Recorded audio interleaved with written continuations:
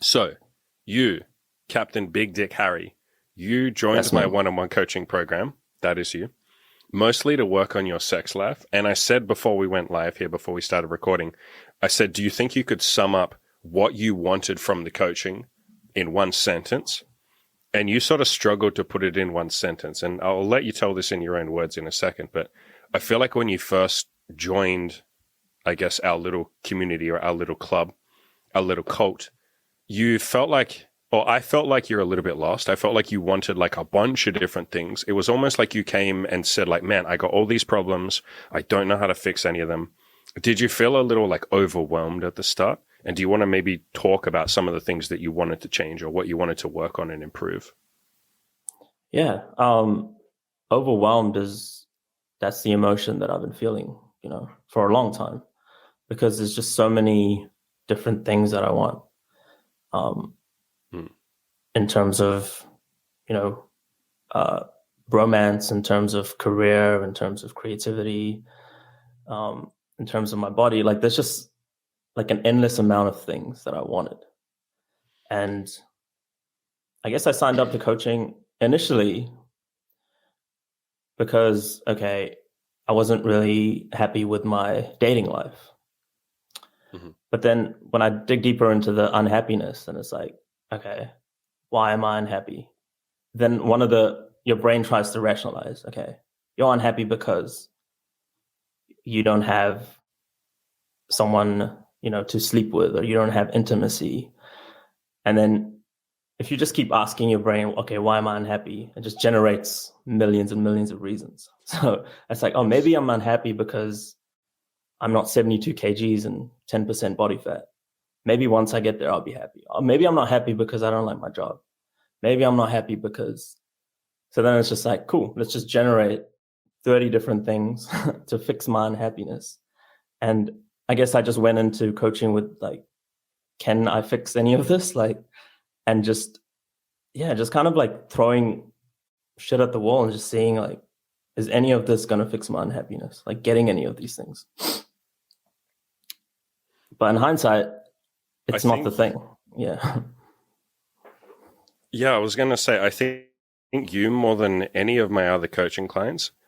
Okay, there's a couple that come to mind, but you were one of the ones that like the vast majority of your improvements came from mental stuff. And we'll read out some of your actual, tangible achievements because that's what people jerk off to. That's the stuff that people find sexy and stuff. Like, you slept with Yeah. some new girls, you did bits and pieces like that. But for you, it really felt like you made leaps and bounds with the mental side of things. And towards the end of this podcast, we're going to go through some of your headspace, like where you were at the start of the coaching. Like we're going to talk through some of the limiting beliefs you had that you'd actually written to me in emails.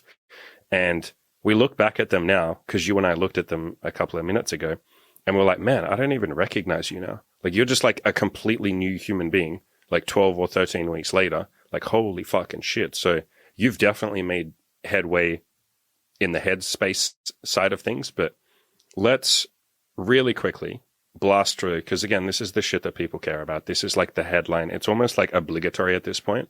Like I Mm-hmm. feel like you say like, oh, this guy like crushed it and he's done a bunch of stuff and people are like, how many lays did he get? And you're like, all right, fine. Here's how many lays he got. So we'll read through this shit. But this is like, I don't know about you, but I don't think you actually give a fuck about most of this. And I definitely don't. Like the Yeah, actual I don't, lays. but I read it through it anyway. Fine. So you slept with, in the 12 weeks, you slept with 4 new girls. All of them complimented you on the sex afterwards. You got flaked on. There was one particular week where you got flaked on 6 times in a week and you remained stoic. And in the past, something like that would have absolutely fucking ruined you. You learned how to celebrate your wins because you used to be very negative and hard on yourself. You stopped doing a lot of pickup artist stuff on dates, as in you stopped feeling like there are a bunch of routines and things you had to do. And you instead just started having dates doing things that you wanted to do. You removed a hell of a lot of the distrust and bitterness towards women, a lot of the frustration as well. You let go of a lot of the less helpful red pill ideas. You started seeing a few girls ongoing, as in like retaining them, because in the past that was something that you seemed to struggle with. Girls didn't seem to want to stick around. You started going to the gym 3 to 4 times a week pretty consistently. You overcame an addiction to masturbation because before you were jerking off, once or twice a day, every single fucking day. I remember those days, man. You got back into making music, being creative. You fixed your sleep. You adopted a cute little kitten. You built up a tribe of accountability partners who are going to have your back. I think more than anything, and this is kind of what we're going to talk mostly about, you fixed your negative self-talk, man. You became a hell of a lot more positive with yourself. So I think let's go through each one of those like one by one and sort of give some advice to anyone listening if they're in a similar sort of situation. But is there one of those that you most want to talk about? Any of the things I just listed out? Or do you want me to take the lead? You can take the lead. That's how I like it. Fuck, man.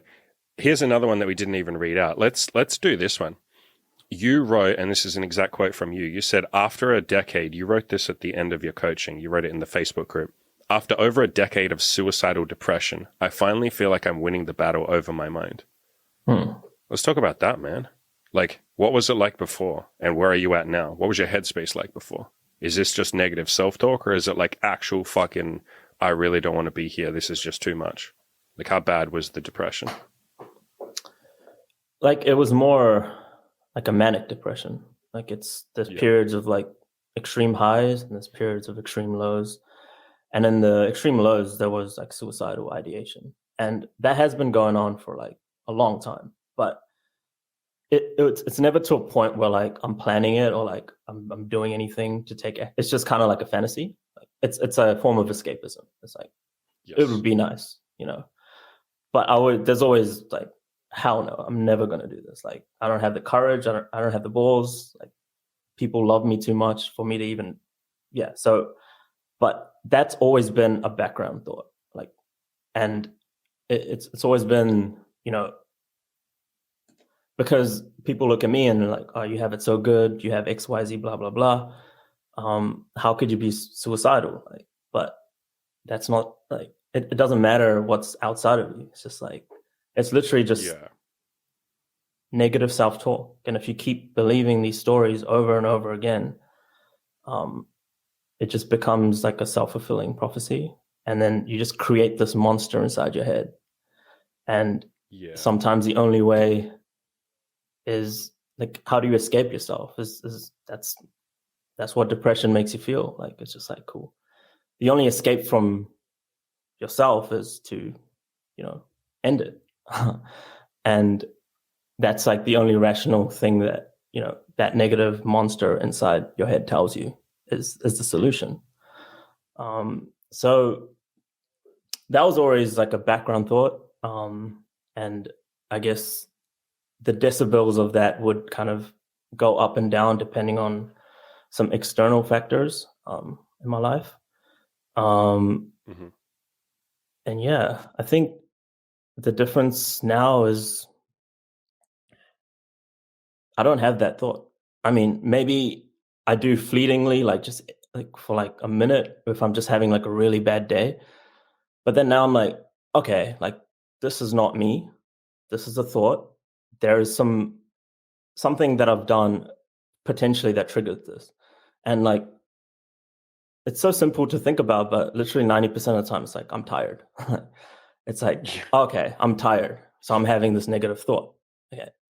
So let's just get some sleep. And then you wake up and then you're like, oh, what the hell was I even thinking about? Like, why was I stressed? What was I overwhelmed about? It's just like, so now it's kind of not being powerless over that thought, but just knowing, okay, what were the triggers? How can I be objective about, things that I'm not attending to, which, one is sleep. Another is like eating healthy.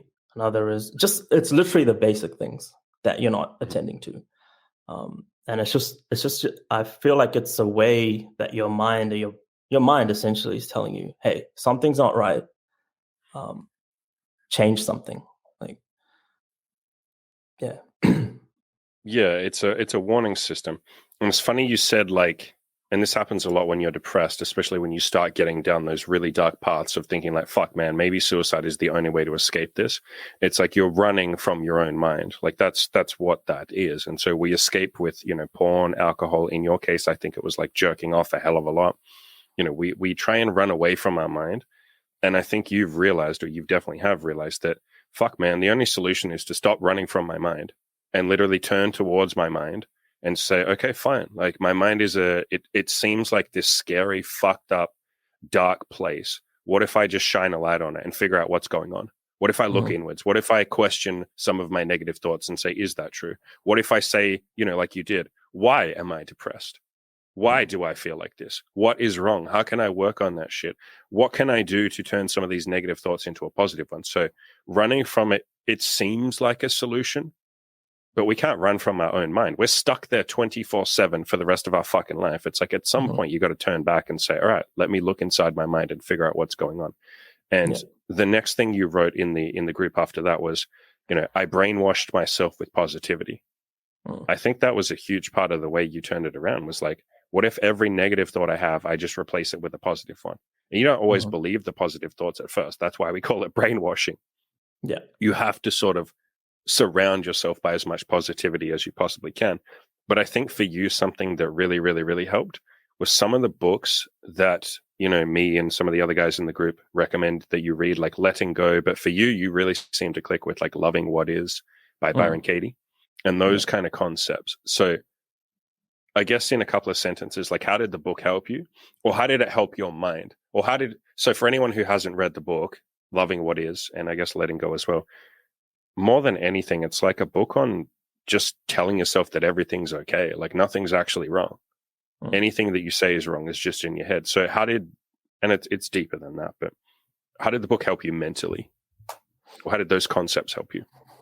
Well, it's the idea that,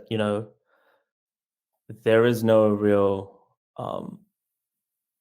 objective kind of reality. Everything is just, there's reality, and then there's your story that you've superimposed on this thing. And just getting those facts out, like, for example, someone didn't text me back. In the past, that would have like sent me like really deep into like overthinking and questioning. Okay, what's the reality here? Girl A didn't text boy B back. Cool. But my story, you can invent like millions of stories around that. Okay, maybe I didn't do X on the date. Maybe I didn't dress well on the date. Maybe I said this, I shouldn't have said that. All these fucking stories. You just create this whole narrative and it's just like the simple step of like stepping back and questioning, is this true? How can I absolutely know that this is true? And then, no, I can't know that, she didn't text me back because I didn't wear the right perfume. I don't know, like some random fucking thought. Whatever bullshit thoughts we make up. Yeah, we really do make up a lot of bullshit. Yeah. And then like the last question is, who would you be without the story? And then just even asking yourself that, it's like, I can really just be anybody. And who I am is literally the story that I tell myself. And I have control over that story. Just having that, it's just very powerful, that belief that, wait, I can control my narrative. I can control my story. Because again, like, this reality is subjective. There's no objective reason why things happen and things don't happen. It's just your interpretation of them. And people do believe their stories so much, dude. Like, and they will say things that you and I would look at, and we all have done this a million times. Like, it's kind of the human condition. They'll say something that maybe you or I would look at and go like, bro, you just invented that. You're literally just inventing shit. So as an example, like, girl doesn't text you back. And then they'll start going down this path of like, oh, it's because I'm too short, or because I'm Asian, or because of this, and it's because I'm too old. It's because I was creepy on the date. Fuck, man, girls are never going to like me. How come girls never give me a chance? And it's like, an outsider like you or I will look at that and be like, bro, you literally just invented all that. You don't know why she didn't text you back. You can't possibly know that. And if you try to know that, you're literally just making shit up. Like, how can you? There's 5 million reasons why she might not have texted you back. It's almost not even worth worrying why she didn't text you back. That's why we pull it back to just keep working on yourself, be your own man, improve yourself, go and talk to more women, so you don't sit there and obsess about like these bullshit stories that we make up. But people will look at their stories and be like, it's true. Like, it's actually true that she didn't text me back because I'm Asian. And yeah, like you said, you just question that story and say, is that true? And if your immediate reaction is like, yes, it is true, it's because I'm Asian, it's like, well, can I really know that that's true? Like, how can I fucking know that? I haven't even asked her. And even if I did ask her, she's probably not going to tell me the truth. She'll probably just say like, no, it's not. So I have no way of knowing why she didn't see me. So why would I believe a weird bullshit story? And as you said, you're in control of that story. We can write any story that we want. Think how good you feel when you give yourself a little positive pep talk. We've all done this a million times. You get really charged up and you go, I'm the fucking king of the world. I can do anything. People love me. It's like you feel really good. Then if you start spiraling into negativity and depression, you go like, I'm a useless piece of shit. No one will ever like me. Women hate me. Like, friends don't respect me. You feel shit. Nothing objectively changed. And this is what you're talking about when you say there's no like fucking objective reality in this context. Like nothing, there is no, how can you simultaneously be a complete piece of shit who nobody respects and loves while also being the king of the world? How can you feel both of those things just by the story that you tell? And that's the point. We're inventing the fucking story and then going, oh my God, I must be a piece of shit because I told myself that I'm a piece of shit. And it's like, you literally just told yourself a fucking fairy tale. It's a shit fairy tale. And that's the point. You're in control of the fairy tale. Anytime we have those thoughts where we start spiraling into negativity, or you would say, telling a shitty story, telling a negative story, remember that you're the author of that story. And so just call that the first draft. Whenever you have a negative thought, just say, that's the first draft. Let me rewrite it. Let's see if I can rewrite that story better. I get as many rewrites as I want. I can rewrite the stories in my head 1,000,000 times if I want to. Let's see if we can write one that sounds a bit better. Because I don't know about you, but I'm a loser who can never get laid and women will never like. That sounds like a fucking shit story. I wouldn't read that book. If that was a movie, I'd be like, I'm turning that fucking trash off. I want to read the underdog story. I want to read the story of the guy who, starts out and it seems like the world's against him. And then with just like sheer force of will and hard work and persistence, he ends up getting women to respect him and he respects himself and he builds himself up. I want to read that story. So write that story. And I think, like you said, we're completely fucking in control of our story, man. But we do this like dumbass thing where we say like, well, the story is shit and I'm going to believe it. And it's like, you wrote that fucking story, but we pretend that it's objective. We pretend like God wrote that story or the universe wrote that story or some shit. Like it's just written into stone and it's unchangeable. Like Asian guys can't get laid. I'm 30 and it's too late for me. And it's like, bro, that's a dog shit story that you just invented. And you almost sound crazy for inventing it, let alone believing it. So yeah, I like that. Yeah. Stop believing the stories. Yeah, it's just interesting because, I still have like 1,000,000 stories. But we're just We all so do. attached to these stories, right? And Yeah. for example, I used to have a story back in the days like I am socially awkward. I just had that story, and that was just part of my identity. Like, oh, I'm a socially awkward person. So I'll go about my day or like going into social settings, and it's almost like my brain's looking for things in my environment to reinforce the story. So like, yeah. You're trying to find evidence for your bullshit gay story. Yeah. Exactly. So you're just trying to find evidence. And I think that's what happens with like, people that reach out to coaching and your clients, like even me, I'm just like, cool, I have the story, like this is why I can't do X. And then everyone else can see it. Hey, bro, like what the hell? Like everyone can see you objectively, but you can't see yourself. And that's the thing that's the hardest to change is your self-image. Because you're always just looking for clues. Like I was looking for clues. Like I had the story that a woman don't want to see me again, right? That's just the story. I just really wanted to believe it. And I just wanted everybody to be like, yo, tell me what's wrong. This is what's wrong with you. But there was really nothing wrong, just the story. So whatever in like subtle ways during the date, right? So subconsciously, if I believe the story, okay, women don't want to see me again. And I was going into these dates with that belief, like really held on to that belief. And obviously in subtle ways, you're just going to do things that indicate that you're needy or it's going to leak out in some way, right? That you can do all the pickup routines in the world and like, hug her when you meet her, do all these XYZ tactics and blah, blah, blah. But really, if you're going into the date with a subconscious belief that I'm not worthy of a woman seeing me again, she's not going to see you again. In some way, it's going to come true, because then you're going to look for evidence after the date. You're going to be like, oh, I did this. That's why she doesn't want to see me again. Oh, I did this other thing. That's why she didn't want to see me again. But it's just a fucking story. Yeah, and sometimes those stories become like our master, and it definitely was for you. So again, if anyone missed it, one of your limiting beliefs was like, oh, women don't want to keep seeing me. Like, I can sleep with them once, I'm pretty good at one night stands, but they just never seem to see me a second time. And when you have a story like that, sometimes it's not even just that you look for evidence that it's true. Sometimes you literally make it true. And you were definitely doing that. And like we went through, or I got you to go through like all the girls that you dated or whatever. And like half of them, you didn't text back. Like you didn't text them, while saying like, how come girls don't see me? Girls never sleep with me, or they'll sleep with me once, but they don't stick around. And it's like, motherfucker, you're literally not texting them back. They think that you ghosted them.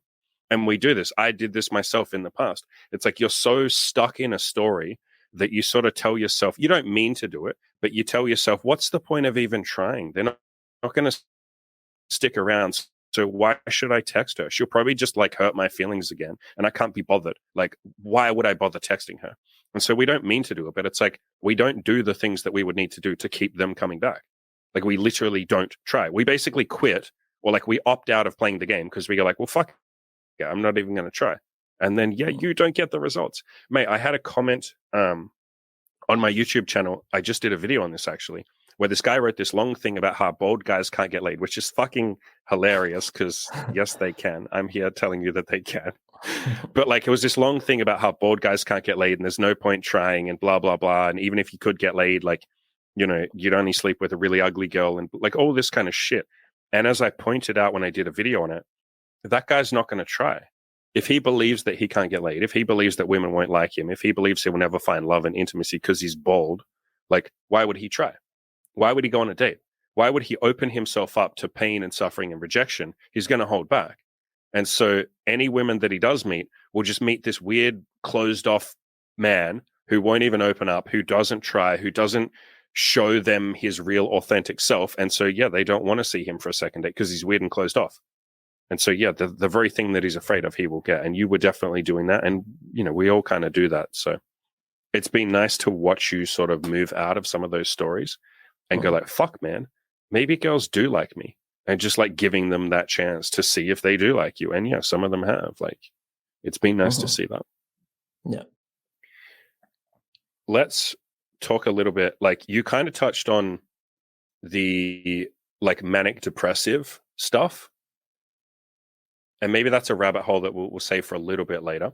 But you also, one of the things you were worried about, or one of the stories that you had, or the limiting beliefs, you were like, I have ADHD, like attention deficit hyperactive disorder. And you were like, I feel like that's going to fuck up my dates. It's not going to let me, like, I feel like I'm really going to struggle to do anything creative. I feel like I'm going to actually struggle to be consistent. I feel like I'm not going to be very good on dates and women aren't going to like me. And we had this big, long conversation about this, right? Basically was like, so you have ADHD, who gives a fuck? Like, I don't give a fuck. That was essentially my answer to you. And I feel like that's a pretty good solution, because I said this to you. I said, like, bro, I probably have ADHD myself. I'm probably on the autism spectrum. I'm just not going to go and get diagnosed because I don't give a fuck. And it's all, I think, the best solution for anything like that. And what we're talking about here is anything that you see as a perceived like flaw or weakness or something that might hold you back or make it harder. The answer is like basically accepting reality and saying like, okay, I have ADHD. Cool. What am I going to do about it? I just have to concentrate more. I have to concentrate harder. I have to put stuff in my calendar so I can be more disciplined. I have to meditate more. That's one thing that I've found has helped my own fucking hyperactive mind, is just meditating like crazy all the time. That really helps. So even on the manic depressive stuff as well, I feel like that was a pretty good solution for you as well. It's like, okay, just accept it. This is me. This is the human being that I am, rather than me almost like vilifying it and saying, oh my God, I got all these problems. I think it's so easy to fall in this trap of like, oh, fuck, I'm manic depressive. Oh my God, I'm bipolar. Oh my God, I have ADHD. Oh my God, I'm autistic. Like, fuck, girls aren't going to love me. That's extra stories that you've added on top. And I think the easiest solution is always like, cool, I have ADHD. What am I going to do about it? So do you feel like you're less concerned about some of your like diagnoses now? Like, do you see them less as like problems and more just like, oh, this is me. This is part of Harry. I'm just these things. Yeah, I think accepting them has just like cleared up a lot of like cognitive space to actually find solutions to, deal with them, Yeah, man. manage them. Yeah. And, I have ADHD and I have been diagnosed, and I know a lot of people out there think it's fake or it's not real, but there's enough science and there's enough papers out there to like it's one of the most well-researched kind of brain. And when people say diseases, I don't believe it's a disease. I just believe that, we are just wired in a different way. And Yeah. there's so many people that are undiagnosed, but they've just found a way to manage their lives, Hmm. knowing that they have this thing. So a really basic example of, ADHD is just there's like it's essentially like a fueling problem with dopamine. So the way our dopamine circuits work is different than other people's. So what do we do about that? Another thing is like working memory. Is like we can't hold things in working memory as long as like, neurotypical people, whatever, can. So like you touched on just before, is like, cool, what's the solution to Write that? It's just everything down. Yeah. exactly externalize Yep. everything. So That's what I have literally, to do, like fucking crazy. Yep. Everything I yeah, have to write down. I have to use so many calendars and shit. And it's like, cool, easy solution. Do that. yeah. So it's simple, like, if you have diabetes, you take insulin, right? Yeah. And there's so many other things that, I'm grateful, like I can eat cheese. Some people can't eat cheese, whatever. Like if you lactose intolerant, drink oat milk. It's just like that is the acceptance of, okay, cool, I have ADHD. And now I've reached out to this ADHD coach, and he just gives me like just basic, like ways to problem solve your own mind, like Hmm.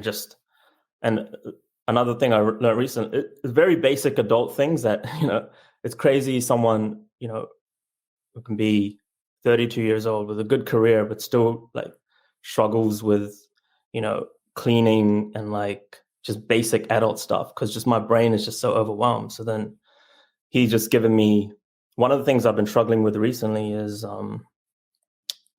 cooking for myself because I would just eat out a lot. So his solution was Yeah.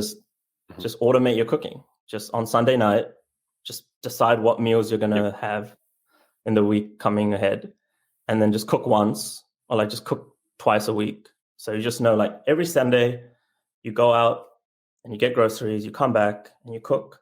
Cool. That's one less decision you need to make. And it's and then Hmm. just Hmm. that just stops the overwhelm. That stops the overthinking because with ADHD, it's just your mind's just racing all the time. But if it's just somewhere on a calendar, somewhere on a to-do list, like I'm religious about to-do lists now. I just have, Hmm. I use an app, and every day there's just like all these things that I need to do. I don't always do them, but it's just like I put like water plants. Like every Friday, there's a recurring task: water plants. I don't need to think about Yep. that ever again. My plants are going to be alive. Like you can see Mhm. there, he's thriving. Yeah.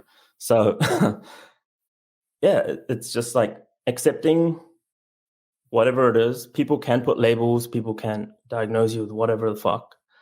But like you said, what are you going to do about it? Are you just going to Yeah. use it as a crutch and like use it as an excuse and be like, yeah, I don't like the whole, oh, I'm so ADHD, I can't do this.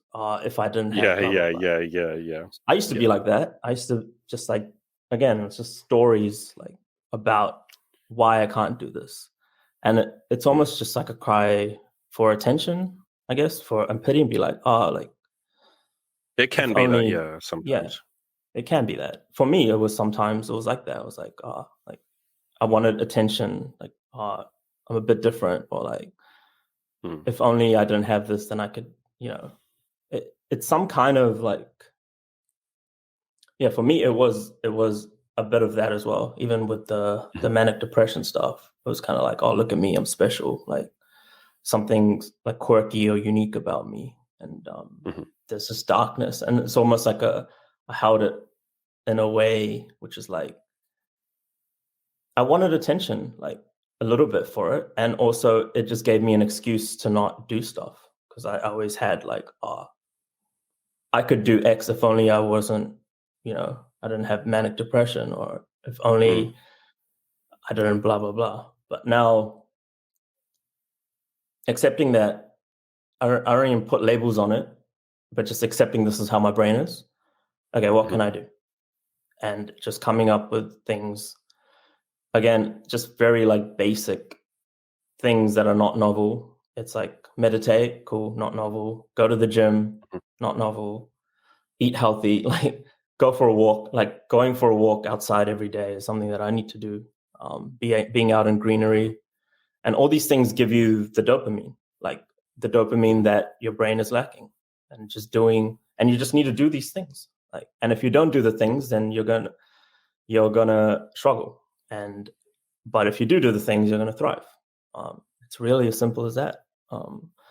With the manic Yeah. depression stuff, for me, it's to do with creativity. So there's the mania is like all these like influx of like creative ideas and like all this inspiration. But if there's no outlet for it, then it has nowhere to go. There's no, like, it can't be channeled anywhere. So then you go into the depressive slump, and then it just kind of cycles. And that just kind of fixed now that I'm just doing, like, I'm making music. So there's an outlet for that. And now I look back on my life, like the times where I was the happiest in my life was just when I always had some kind of creative outlet. So when I didn't have a creative outlet, because last year I was doing YouTube for like 6 months, and then I was really happy. And then I don't know why I stopped doing YouTube, and then I fell into this like manic depressive cycle. And then I went to a psychiatrist and I got mood stabilizers, all this stuff. And now I'm off mood stabilizer. Now I'm happy again just because I'm doing creative stuff. So accepting that I need to do X to feel alive, to feel happy, to like manage myself, and not using it as an excuse. Yeah, I remember us having that conversation. It was where you were just coming off the mood stabilizers, and for anyone listening, you tried just stopping them, and I was like, no, don't do that, like taper off, and then you tapered off. And I think it was about that time as you were sort of slowly tapering off them. And we had a big conversation about creativity and shit. And you sounded almost sad that you were like, man, I miss making music. I miss like creating shit. I miss like journaling, because that's something else you started doing as well, like writing every day. I miss those things. And you sounded almost like defeated, like you'd given up. And I was like, bro, you can just do those things. And it felt like, at least the way you were saying it to me, was like that was like a chapter that had been closed. Like you'd moved on from that chapter so long ago, and like that was the old me, and I can't do that anymore. And I was like, bro, you can just like make music right now. And I remember we had a conversation where I was like, because you started doing it and you started feeling better, and you'd also started going outside and going to the gym and all the things that you're talking about to move away from the darkness, basically. And I remember having a conversation with you where I said, let's just write it down in stone and say you need to create. Let's say if you don't create, that's a deal breaker. Let's just say it's like as sure as the sun will rise tomorrow, Harry has to create something every single day. That's just who Harry is as a human being, and he will feel depressed if he doesn't create something. And I think as soon as you started like really embracing that, and because you started saying it back to me over the next couple of weeks on coaching calls, you would say, I have to create. I need to create. Like I've just accepted that I need to create. And I think another one was that you accepted you had to go outside every day. Another one was the gym. You said, I feel like I have to just go to the gym.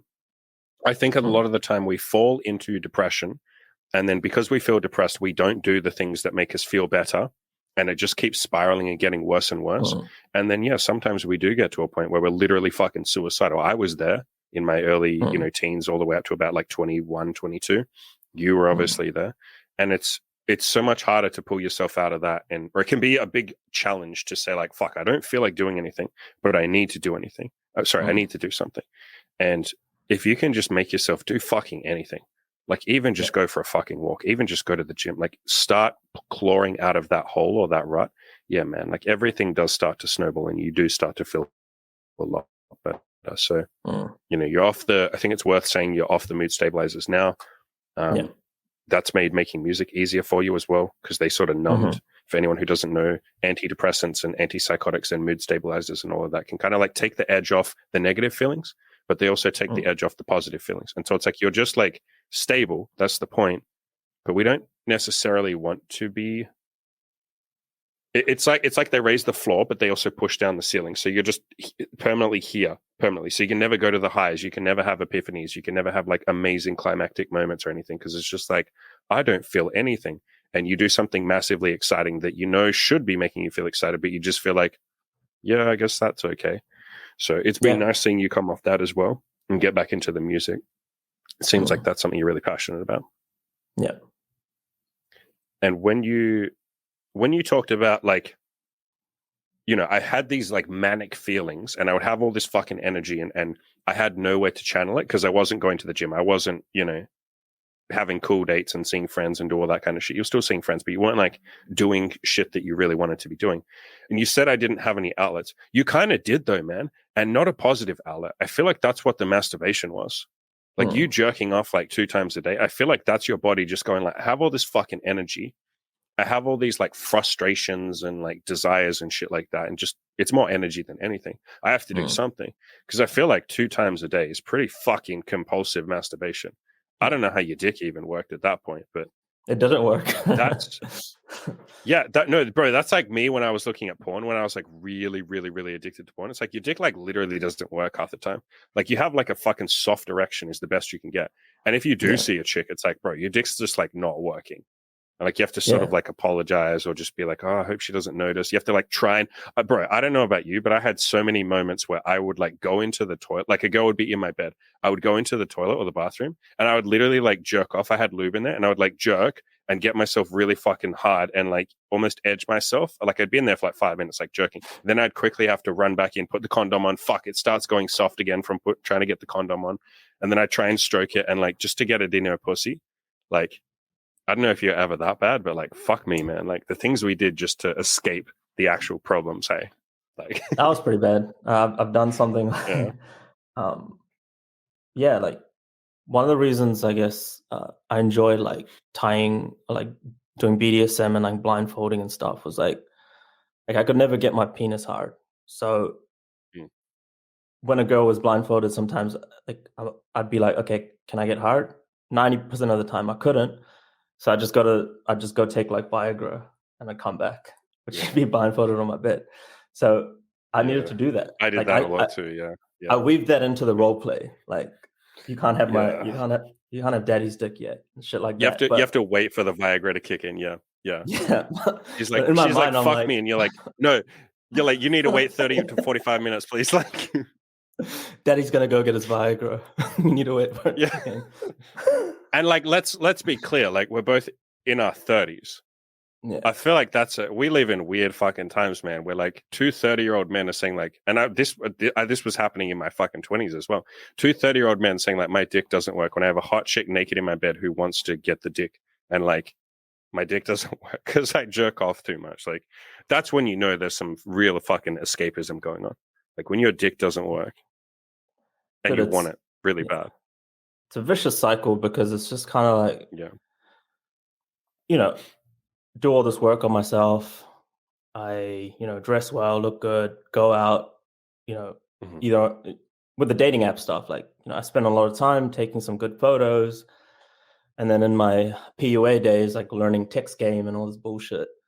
And, doing all this work, having a girl come over, and then she's in my bed and I can't get hard. And I literally spent if I add up all the time that I spent courting her, or like making the situation happen, like I would say like 10 hours of this whole kind of back and forth. And then this is what I wanted. And it's like right in front of me and I can't do anything. Like I'm numb and I'm just like, it's a vicious cycle. And then the girl is like, she feels bad because, she thinks she's unattractive or whatever. And then she thinks it's her fault. Yeah. Yeah. And I was like, and I didn't really know how to own or accept it. I thought, something's wrong with me. And it just became this weird situation. And then the girl would, it would be awkward and weird and she'd go home. And then obviously someone doesn't want to see you again if it's like that. And then I'd make a story like, oh, girls don't want to see me again. And it's just like, and it's all tied in with the masturbation as well. And it's quite an insidious kind of addiction, I feel. And it's not talked about. Yeah. Well, it is. But my addiction wasn't even to do with porn. It was literally just masturbation, just because I could just this is something that I haven't found many people of. It was just fantasy, which is maybe weird, but it was like I have like a vibrant imagination, and I could just get hired of whatever I was thinking about. And some of the times it'd be like, in anticipation of like sleeping with a girl, which is the most fucked up thing, is like I Because would then you be fuck able that to, up, yeah. yeah, I was, say I was excited about a girl, and then I was like, damn, like I can't wait to have sex with her, and I'd fantasize about that, and I jerk off to the fantasy, but then she's actually in my bed, Yeah. naked, and I wouldn't be able to do anything, and I'm like, wow, I'm actually just living life in my fucking head. It's so weird. Yeah. I think that's a good way of summing up you, not you as a person, but like where you were at, like 3 or so months ago. You really were in your head a lot. And I feel like a lot of us get in our head. That's the point. Because one of the other things you wrote is that I feel like I've beaten my addiction to negative thoughts and self-loathing. You lived in your own head and had like the worst self-talk ever. Like you were a complete fucking asshole to yourself. And a lot of us are in the early days. Do you feel like your self-talk, I already know the answer to this, but like for the audience at home, do you feel like your self-talk is pretty decent now? Like you don't have these thoughts in your head of like, I'm a piece of shit, I'm worthless, and all of that kind of stuff? I would say, 80% has improved. There's still times where I do have those thoughts, but now I'm able to step out of them, recognize them for what they are.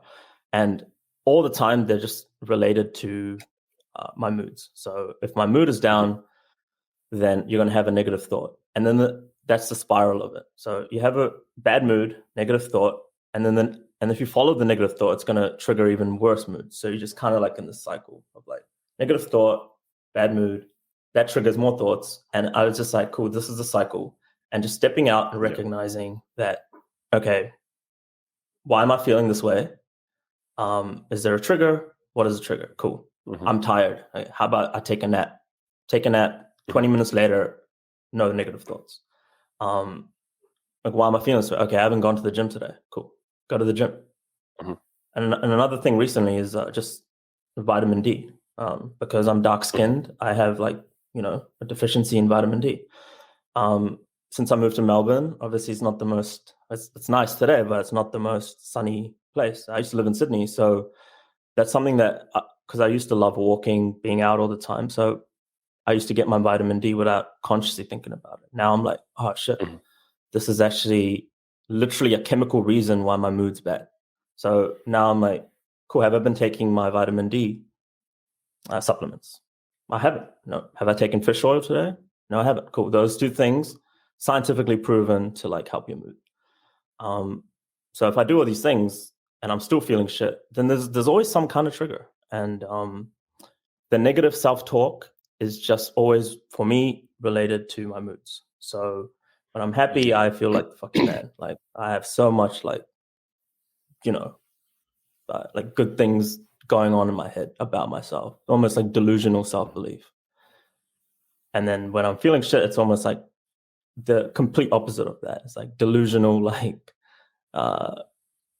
what's the opposite of delusional self-belief? Whatever that is, like really like Realistic self-loathing. self-belief. Just like real like dark self-loathing. Sure. Yeah. So yeah, I'm not perfect. I don't think there'll ever be a day where you're like, 100% positive. But I feel like what's changed the most is the time that it takes for me to get back on track. Whereas in the past, something would have taken me maybe even like 6 months. Like some kind of event would take me like 6 months to a year to recover from some bullshit event. Now it takes me like a couple of days if it's really bad. But for the most part, it's like an hour or like a couple of hours. Be like, cool, I'm in the state. Yeah. Let's accept the state. Let's just even like feel my feelings. Let's just feel them out. I know like I'm feeling shit, so my thoughts are just going to be bullshit in this state. How about I go to the gym and then I sit in the sauna? All of a sudden, my thoughts are, those negative thoughts are gone. So I'm just like, cool. The feelings, they're connected to the feelings. That's what we were talking about before when I said like, don't run from your feelings. Like you've learned to not run from your feelings. You've learned to like face your feelings. And a lot of the time, if you just take some action, like you go to the gym, you go sit in the sauna, maybe you have a nap, maybe you eat some food. Sometimes we're grumpy because we haven't eaten, you know, I don't know, you go outside and talk to some women, whatever it is that you do to take action towards your goals or the things you care about. Mm. A lot of the time you do that and you just immediately your fucking thoughts calm down. You feel a little bit better. Sometimes you do need to meditate and like face those thoughts and, you know, see what's going on. But the worst thing or the thing that will never help is like running away from them and saying like, why am I thinking like this? Why am I being negative? Like, what the fuck is wrong with me? That always makes that shit worse. I think another thing that's helped you is journaling, which I talked about before, and that's you just like basically writing every day and talking about how your day was and your thoughts and stuff. But I think on top of that, as part of that, is you being grateful and celebrating your wins. You at the start of your coaching were a lot more negative and you found it harder to admit that you'd done something amazing, or you found it hard to really be grateful for the things in your life. Whereas by the end of it, mate, like the last maybe 6 weeks of coaching, like I would sit down and you were like a Buddhist monk. I literally felt like I felt fucking good sitting down to talk to you. I would like sit down and your little fucking happy face would be there. And I'd be like, wow, Harry's in a good mood. You'd be like, I'm just really grateful, man. And I was like, fuck yeah, man. Like, I feel like that's something you definitely embraced, like being grateful for the things you have and being grateful to yourself, I guess, or to the universe, whatever the fuck you want to call it. Being grateful when you achieved something. You got really good at celebrating your wins. And I feel like that's a mandatory part of this whole, not just self-improvement, man, but life. Like saying I did something cool. Go me. Yeah. I think jump in. Yeah, it's kind of like, why do we even have these goals, or why do we want to achieve things where like you get there and you don't even feel good? And then it's like a hedonic treadmill kind of thing. And that's what I was running on. It's like even like making money, like in my career, like I just keep getting more and more money and more, like, and the happiness would last for like a day when the paycheck came, and then it just becomes your new norm, the new baseline. And then you want something else, and then you want something else, and then and like now I reflect, I'm like, this is what I've wanted. This is for me, like my situation right now, you know, I have my own place and I have like, you know, I work from home, I work remotely. I can control my hours for the most part. And like, this is like a dream come true. And like, still like my brain's like, I want something else. I want something else. It's like, there's actually no point of getting anything because you don't actually want the thing. You want the feeling that the thing gets you. But that's the interesting thing about gratitude is like, you can have the feeling like right now. Like, yes. And that's the hack. And that's something that I learned from you is like one of the things like you say is cheat code to happiness is gratitude. And truer words cannot be said. Like, yeah, man. I mean, why are we doing these goals anyway? To be happy. Why don't you just skip the middle step and be happy right now? Yeah. And that's not us saying don't work on goals. Yeah, like we all have goals. I have goals. I have shit that I want. Yeah. But like, why not be happy while you're working on those goals rather than what I think most people do where, you know, it's like the rat race. They're just constantly chasing the next goal and then they achieve that and they're like, oh, great, I'm happy for half a day. Now I'm unhappy because I don't have $1 million. And then they get there. Well, now I'm unhappy because I see these other people with $10 million. So therefore I'm poor and shit and I'm a loser and I got to fucking get $10 million. And it's like, you're always on this treadmill and you never get off. And it's fine to be on the treadmill, but at least say like, man, I'm grateful for this treadmill. Isn't this treadmill cool as shit? Isn't it great that I get to earn $10 million? Isn't it cool that I can be alive and have these opportunities? Don't define yourself by what you don't have, I guess is what we're saying. Define yourself by what you do have. And that's gratitude. Gratitude is saying that, fuck, man, I actually have quite a lot. No matter how shit I think my situation is, I have a lot of shit that I could not have. I could just be sitting in a room, starving, hungry, with nothing, you know, complete darkness. I could be in that room. But I'm not. I have all this other cool shit. I got electricity, water, the internet, friends. Like, even if you don't have friends, fine. But you have a million things that you do have. Be grateful for those things and then work on the things that you want to get. So, yeah, I definitely think you became a lot more, like, grateful. Yeah.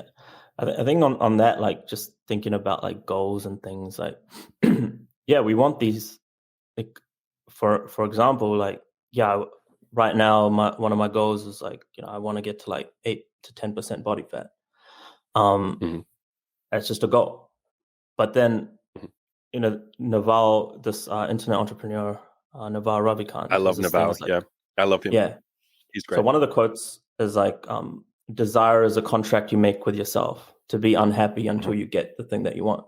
Yep. So it's literally like, okay, cool. Like I've made a contract with myself to be unhappy until like I look in the mirror and I like, or the scale tells me that I can be happy now. It's like, cool. Mm-hmm. But once I get there, then it's kind of like, cool. What's the next thing? Now I want to get Yeah, to what 60%. contract should I sign next? Yeah, how do I be even more unhappy again? Yeah. Like, so, and then another thing, I guess, Alex Hormozy in one of his videos one of his philosophies is just like the activity is the goal. Like, yes, the activity is the goal. So, like, I'm going to go to the gym today after this podcast. So I go to the gym, and that's the goal. I ticked off. I went to the gym today, and I'm celebrating myself in my journal. What went well today? I went to the gym. Cool. It's not that,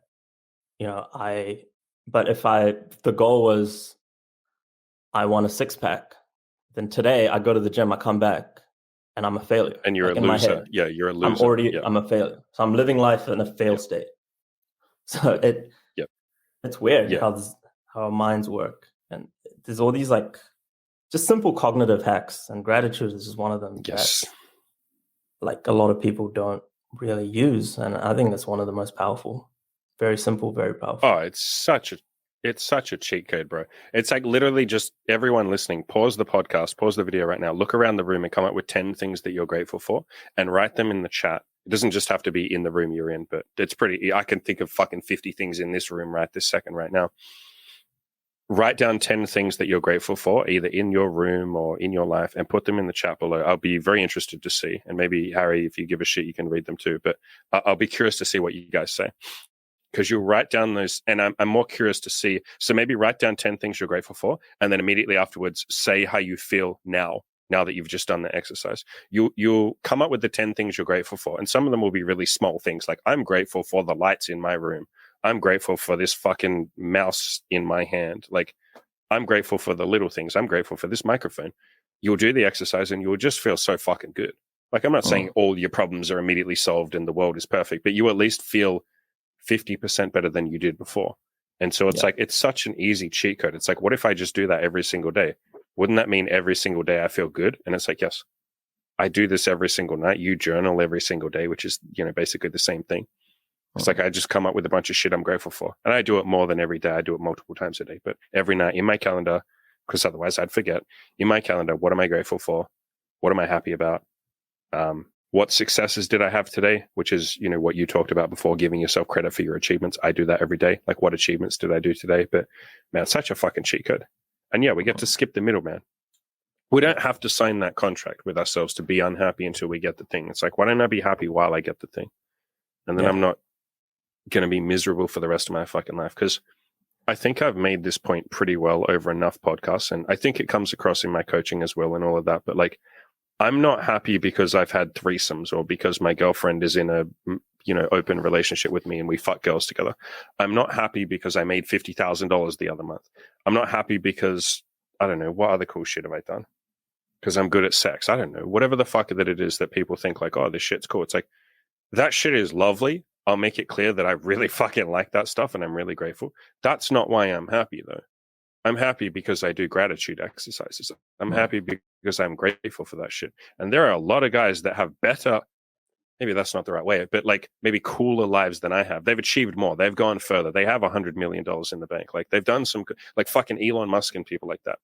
I don't know whether he's happy, but the point is there are people that have gone further than I have or you have, and they're not happy because they're not doing gratitude. They're not happy with what they've got. They're constantly looking forwards and going like, well, fuck, man, I only have $50 million in the bank. I'm not famous enough. I don't have 10 million people on my fucking TikTok. I've only got 8 million. I'm a little pussy with only 8 million followers. And these other celebrities have 100 million. So I'm a failure.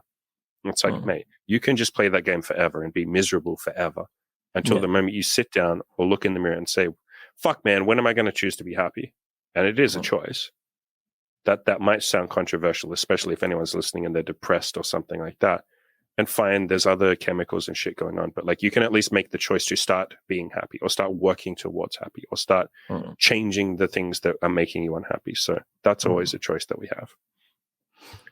It's just even the simple, sorry, continue. Yeah. No, go. Even the simple, like, the exercise of brainstorming, that automatically shifts your mood. Like, no matter what is happening, just, sure, in this situation right now, I can brainstorm what are all the things I don't have. Cool. There's literally an infinite amount of things I don't have that I want. There is, yeah. And then I can make myself feel shit about that. But what about the flip side? I think about all the things that I do have. And again, there's an infinite things that I do have. If you go real down to like microscope, the fact that I have eyes, I can see you. Like, I'm grateful for that. Some people don't have eyes, I can hear you. Some people can't hear. Literally, you can go infinite direction in either way, what you don't have or what you do have. But there's no one feels better than the other. There's no actual, like, one feels better than the other. So why would you do the other? So yeah, it's like that. You mentioned Alex Hormozi before, and if anyone doesn't know who he is, go on YouTube, just type in Alex Hormozi, Hormozi. I like him a lot. His wife is also great. She's got her own YouTube channel. One thing he says all the time is that belief serving you? As in, is that statement or that limiting belief or that story that that narrative, is that actually serving you? Byron Katie has a very similar concept where she says, let go of the stories that don't, let go of the nightmares and believe the happy, like, fairy tales. Like, they're all just stories that we make up. Like, yes, if you sit there and say, I have eyes, isn't that amazing? Like, you just made that as just a fucking story you're telling. It's equally as real as, like, I don't have $1 million, therefore I'm a loser. Like, they're just fucking stories or fairy tales that you've said. They're just random shit that's come out of your mouth. But one of them is a nice, happy fairy tale that makes you feel fucking good, makes you more motivated, makes you go out there and have a more positive impact on the world, makes you want to get out there and do shit. And then the other one makes you feel worse, makes you less likely to go out and have a positive impact on the world. They're both bullshit fairy tales that we've told, that we've made up. But why wouldn't you believe the one that serves you? Like, just use that. Think of them as a tool. I like to think of things as tools. You can believe the negative nightmare story, or you can believe the positive, happy fairy tale. They're both just tools. You get to pick which one you want. Pick the one that's most effective.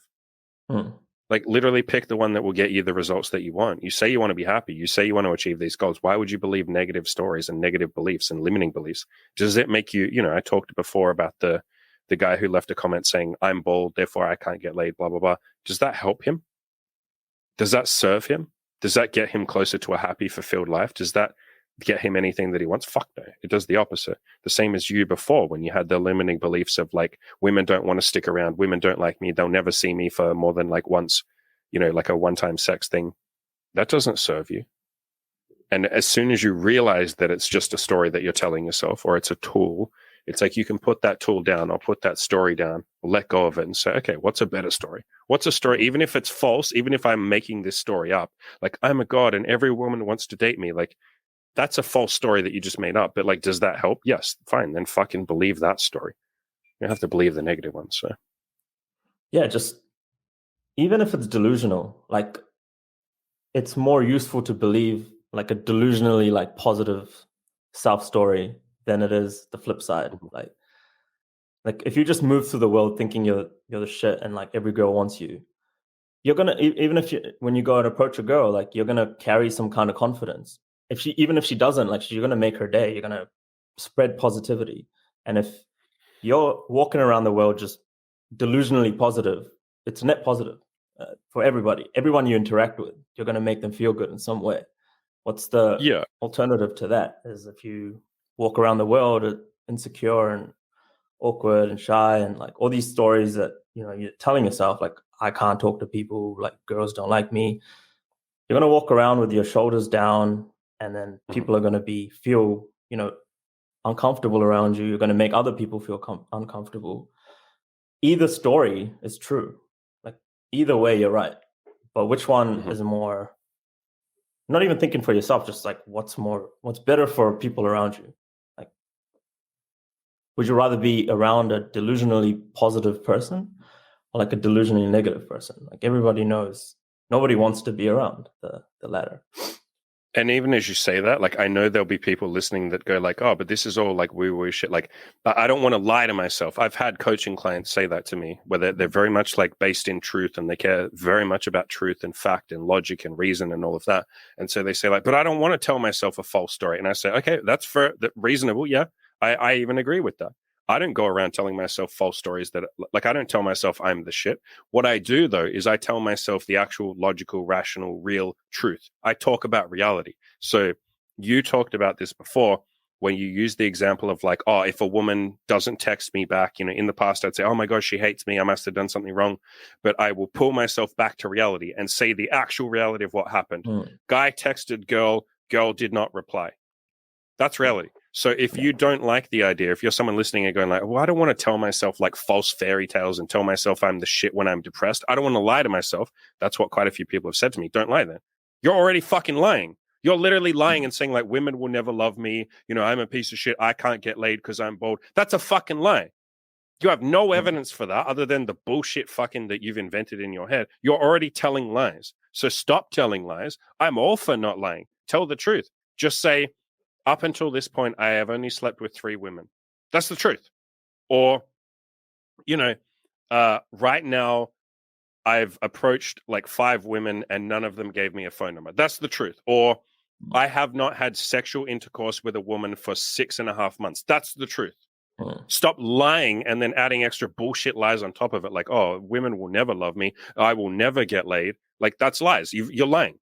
Mm. I'm all for staying grounded in truth. Like, do that, but tell the truth. This woman didn't reply to my text. That's the truth. It's Yeah. not, oh, and no woman will ever reply to me, or she probably hates me, or, it's because I'm a loser. That's lies. So, yeah, I'm all for staying grounded in truth. Mm. Let's jump to a slightly, because we kind of talked about like the importance of self-talk and brainwashing with positivity and stuff like that. You mentioned that you've listened to much more positive affirmations and you're doing them every single day. Mm. Um, I want to come back to that in a little bit, maybe. Let's blast through a couple of these because I think some of these we've already talked about. I want to move on to some of the like limiting beliefs you had. Mm. So maybe I'll blast through some of these other achievements that you had. If you want to stop me and we can talk about one of them, like fucking go crazy, man. Just interrupt me and tell me. But some of the other stuff that you said is I learned the importance of accountability partners and having a tribe. I can't do this alone, and I'm on the path to stop pretending like I can. No man is an island. Fuck it. Let's talk about that for a minute. Actually, I do want Mm. to talk about that. My coaching program has, even if you do the one-on-one coaching, there's like a coaching program, and then we also have like a Discord group where everybody gets to go and talk to each other. And if you're not a coaching client of mine, you can always use my forums. They're free, or get some friends or something like that. But fuck, man, I feel like you can't go through life by yourself. And yet we try to go through self-improvement by ourselves. And I think a big part of it is because we have a lot of shame around some of the stuff that we Mm. haven't achieved. Like if you haven't gotten laid, you build up shame and you tell yourself stories. But I think another part of it is that feeling of like, I want to prove that I can do it by myself. Like, Mm. I'm a big boy. Like, I don't need any help. Go away. I do this by myself. Like, it's a form of masculinity, and I get it because I had that for a long time. I wanted to be the lone wolf, but you really do get like 1% as much done if you try and do it by Mm. yourself. Yeah. It'll take you like 100 times longer. So, is there anything you want to add to that? The importance of like having other people that just give a fuck about you and push you. I think it's massive. I think it's like one of the reasons why I have been able to make this progress is I've always had a fear of like, you know, I've always had like social anxiety growing up. So it's again stories about like I'm unworthy of help, like I don't need help, like being Yeah, afraid to you ask did for have that. help, Yeah, all these yeah, things. And again, it's an ego thing. Like I want to work it out by myself. I can do this alone. Like yeah. there's almost that side of my ego was like I don't need help with blah blah blah. Like you know, but that's just it's just another form of resistance, another form of like self-sabotage, Hmm. because the self-improvement, there is a bit of loneliness in it, because I guess the people around you don't always understand like why you're doing certain things.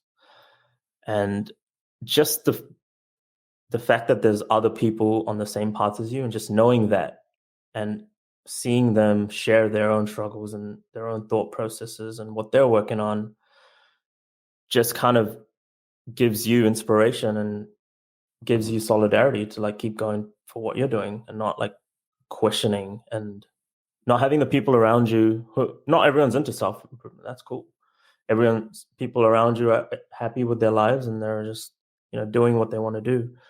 But I found sometimes, people can question you, and maybe you question yourself, like, oh, why am I doing this? Or why do I need to be doing this? But if there's people on on the same path as you, um, yeah, it just, it makes, I don't know where I'm going with this, but I would say that, yeah, solidarity is important with anything that you're doing. Yeah, I feel like you can't do it alone for sure. There's too many moments you have like dark moments or you're doubting yourself, and it's even the moments where you have some problem, you say it, and then someone else goes like, "Oh, bro, like I fixed that problem like this." They give you the answer in like 2 seconds, Yeah, and if yeah, you'd done it by yourself, you would have taken like months. I can't tell you how many times like my coaches, or I'm in a couple of like Telegram groups of other like entrepreneurs and coaches and stuff like that. I'll have something that's like been bothering me, and I'll dump it in the group, and then in like 5 seconds, they're like, "Oh, you just do this," and you go, "Oh shit, like how did I not think of that?" So yeah, right, yeah, man. yeah. Like I think trying to do this stuff just it's gonna take you like 100 times longer. Like nobody, anyone listening, don't do this shit by yourself. Like Mm. sign up for my coaching, join the forums, like find some other dudes that are doing the same shit as you. Find a gym partner if you're going to the gym. Like get a coach, whatever it is. Let's jump into let's do a little bit. Like I feel like we kind of touched on this, so I don't know how much if there's anything extra you want to add. You said I beat my erectile dysfunction and my insecurities around sex. Mate, do you feel like 95% of that was just cutting down the masturbation, or was there something else that helped? I don't know if it was cutting a lot of it. A lot of it was cutting the masturbation, but I think the most important thing was like accepting that. I think something that you told me was just like forget about your penis, and that just gave me, Mate, I literally just recorded before we sat down here. I recorded a long, like 1 hour video about how to deal with erectile dysfunction. Like, mm, so that's going, by the time anyone watches this, it'll already be on my channel. So go back and watch that. But yeah, literally, that was like most of the video. I was like, just accept that your dick doesn't work and do other shit. It's not all about your yeah. dick. Yeah. Hmm. Again, it's just everything. I think erectile dysfunction, especially at our age, it's just 99.999% mental. Like just some Yeah, for fucking. sure. So cool. Now it's like, if I just forget about it, if you literally just, I let go of like, okay, tonight I'm not going to get erection. Can I be okay with that? It was Mhm. very hard to be like, yes, I can be, but I'm just like, okay, I can be okay with that because there's other things Mhm. I can do. And magically, it starts working. When you Yeah. accept that it's not going to work, that's when it works. And that's the whole Yep. fucking mindfuckery of all of this. When you let go of wanting the thing, that's when you get the thing. Yep. Yeah, because you're not pressuring yourself. It's like I Yeah. said this in the video that I just recorded. It's so hard to get an erection when you're basically screaming at your dick. Why won't you get hard? Why won't you get hard? It's like Yeah. imagine like you're trying to, I don't know, let's say you work at a cafe and you're trying to make a coffee for someone. Imagine the manager is standing behind you screaming at you. Why aren't you making that coffee? Don't fuck this up. You better fucking make a good coffee. You're gonna fuck it up because you're gonna be like, oh fuck, stop yelling at me. Like, why are Mm. you yelling at me? I can't make a fucking coffee if you're screaming at me and telling me not to fuck, like I'll walk out. And that's basically what we do with our dick when we have erectile dysfunction or we're worried about getting erectile dysfunction is we're just like screaming at our dick, don't let me down. Why aren't you hard? And it's like, because you're screaming at me, because you're making me like nervous. You make yourself all nervous. So yeah, that's basically what I said in the video.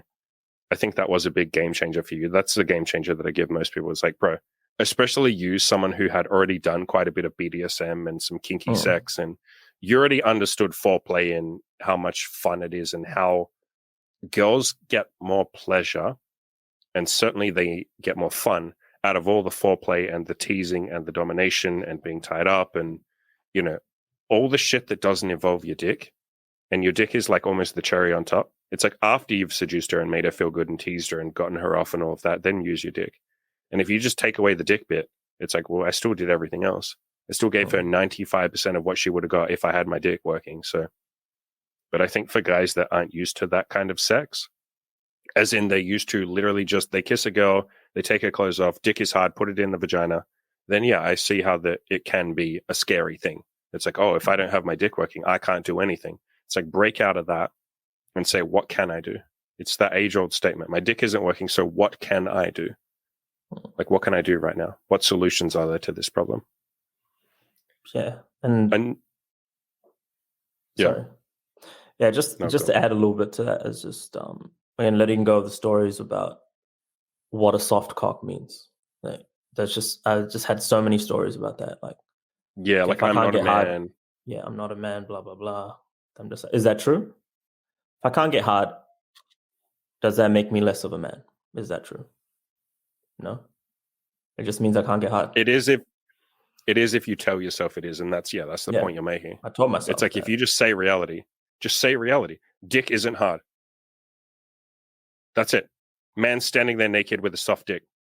Don't you walk around 98% of the time, 99.9% of the time with a soft dick anyway? So does that mean for all that time you're not a man until the moment you just decide, but this time it's supposed to be hard, so I'm not a man? It's a, and I get why we do it. Like, I understand that the penis is a sign of fucking virility and all of that, but that would be like, and I'm sure you've had this, we've all had this, where like a woman doesn't get very wet. Like maybe she just didn't drink enough water, or maybe she's not someone that gets super wet, or maybe she's tired or whatever, and her pussy just isn't wet. You have to use a little bit of lube. I've been with so many women where it's like that. Someone's going to make the obvious joke, Andy can't make women wet. Yeah, sure, that's true. Like, I can't make every woman wet. And so, you know, in that moment, I don't think like, oh, she's not a real woman. Like, she's not a woman. She can't pleasure my dick. Like, she's literally, you know, it won't feel good if I put it in dry. So she's literally unable to pleasure me. So she's like useless to me. Like, she's not a real woman. It's like, no, I just understand that sometimes her body doesn't respond the way that she might want it to. She's a human. Like, that's it. So I'll grab a bit of lube and we'll have some sex and it's great. And the flip side of that, like what you do if your dick doesn't work, you grab some toys and have a good time. Like, in the same way that I wouldn't beat her up for her pussy not getting wet, don't beat yourself up because your dick doesn't get hard. Just do other shit in the same way you'd do other shit if her pussy wouldn't work. It's the same thing as if a woman's on her period. And, you know, some women don't want to have sex on their period. And so you can ask her, well, do you want to just fool around?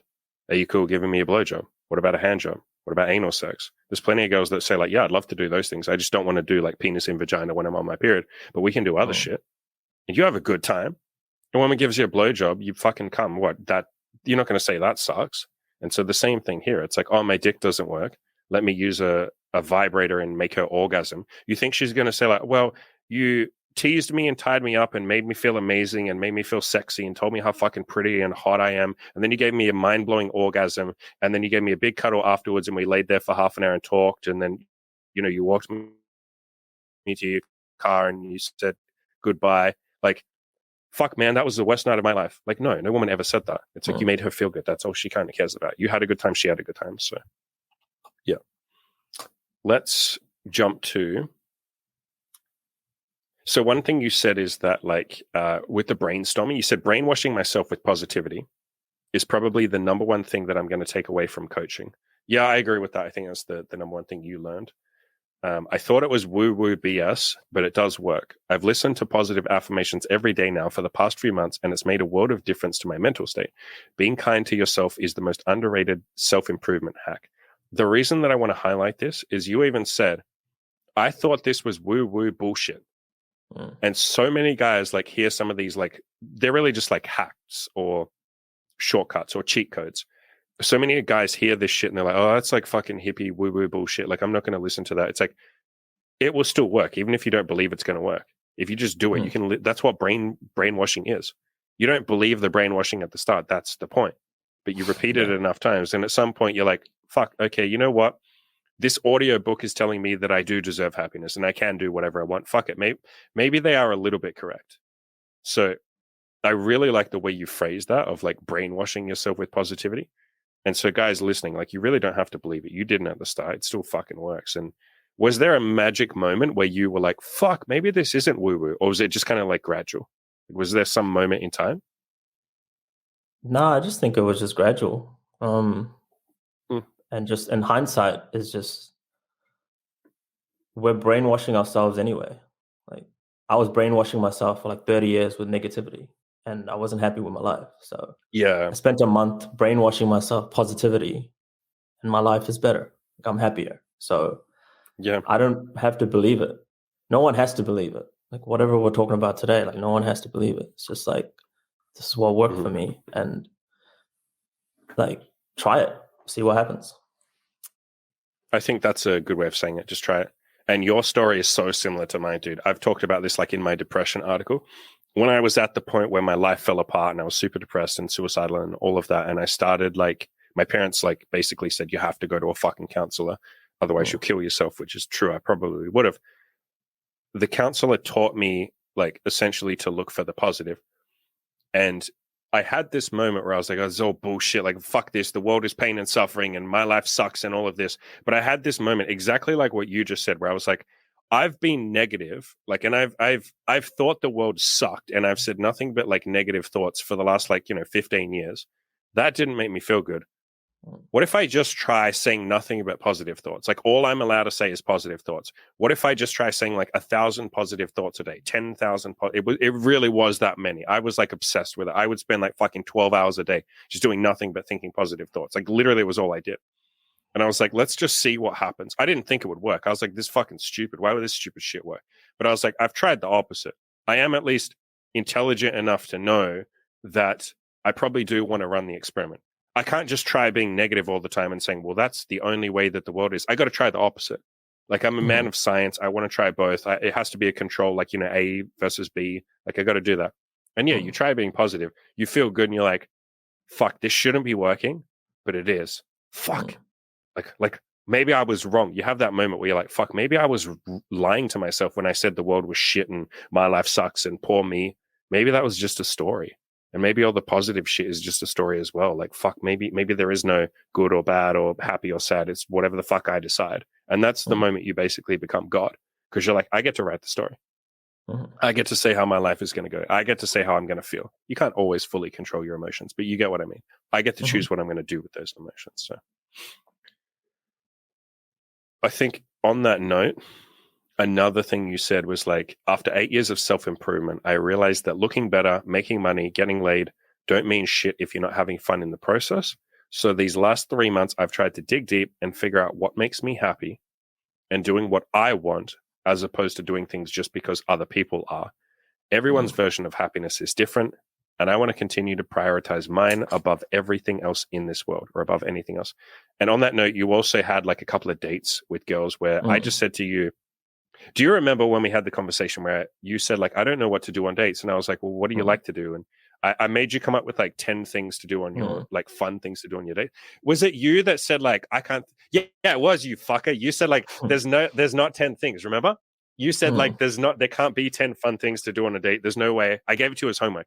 And you were like, there's no way I could come up with 10 fun things to do on a date. And I was like, you fucking asshole. Let's sit here right now before I leave and we'll come up with 10. And we did. We came out with like 6, like fucking immediately. And I was like, see, there are fun things you want to do. And you had some really fucking wild dates with chicks. You made some like fucking gay ass like pillow fort with some chick, which just made me smile when you said that. You literally made a pillow fort and shit. And like you had blankets and you had like cheese or wine or some shit under. Yeah, you did some like cool shit like that. Let's tie that into the next thing that I was going to say, which is like you also pulled away a lot of the like pickup artist kind of thoughts and mindsets you had, like things you thought you had to do or should do. I'm sure the old Harry would have never made a pillow fort with a girl because you would have said like, that's not alpha enough. Like that's not dominant or alpha. Which came first? Because I can't quite remember from the coaching. Was it a moment where you decided to just have fun and then that helped you let go of some of the rules, like in the pickup artist stuff? Or did you first decide maybe I don't want to have all these pickup artist rules, and then that let you have a little bit more fun on your dates and in life in general. I think it was like permission to have fun. As like silly as it sounds, it's Yeah. like I feel like you gave me that permission. Like it's like being again, this is brainwashing, right?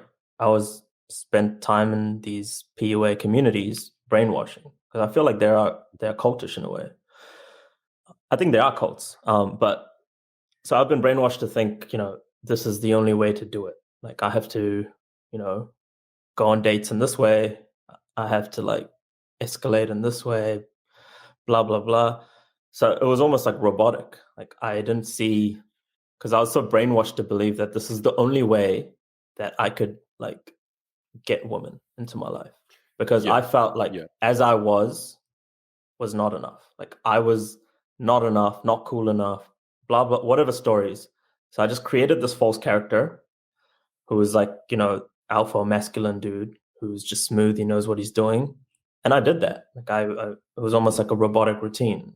I went out on dates, slept with like, whatever amount of women. And it was just never satisfying because really I'm not doing what I want to be doing. And I think it was just the moment where like, again, it comes back to, the thing about accountability in a tribe and stuff is just seeing other people doing things. And you know how you just said, I'm like, oh, I don't want to drink on my dates.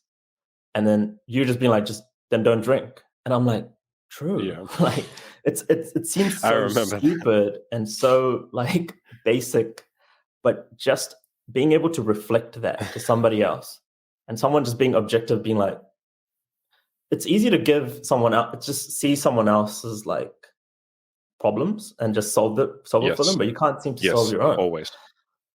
And it's kind of like, oh, wait. So you're telling me I don't need a drink if I don't want to. You're telling me I don't need to go to a bar close to my house if I want to have, sex with a girl. You're telling me I don't even need to have sex with a girl on the first date for her to want to see me. That was a big epiphany for you too. Yeah. But it seems so stupid to think about now. But back then, I was just brainwashed. And like any cult, your brain, like, how do you, even the most intelligent people join cults? Like, there's like neuroscientists and like fucking ISIS and shit. It's not about intelligence. It's literally like they've been brainwashed enough to believe a certain thing, then that becomes the story and the reality. And I think that's what happened with PUA.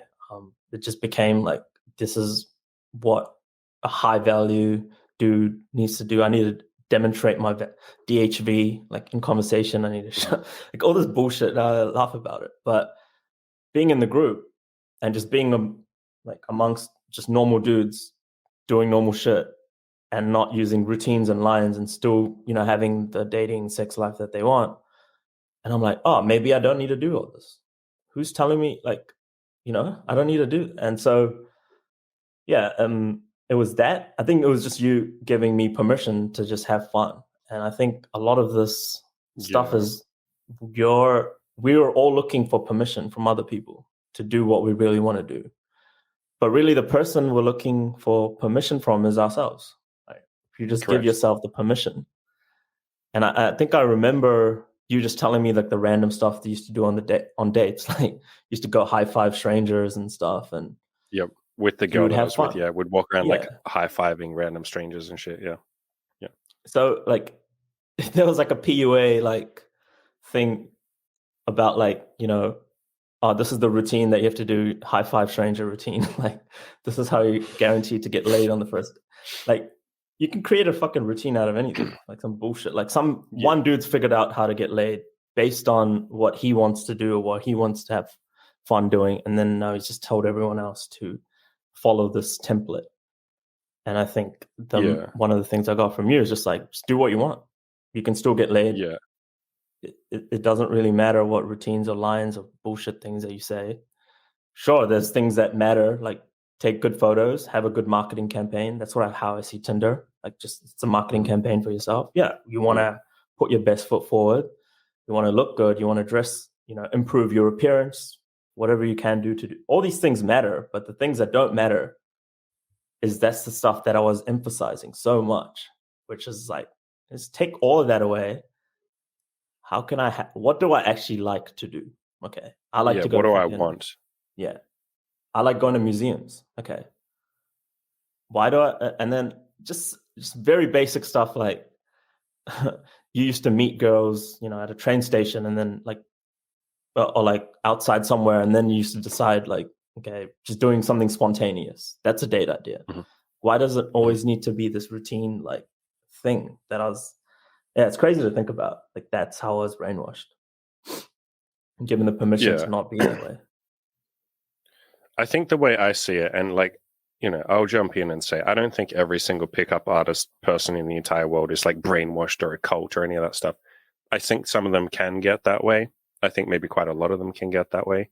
I think even people in my community can get that way. And I think that's just because at the start you're looking for the answers and someone comes along and says, hey, this works. And then you see that you try it, you see that it kind of works or it does work.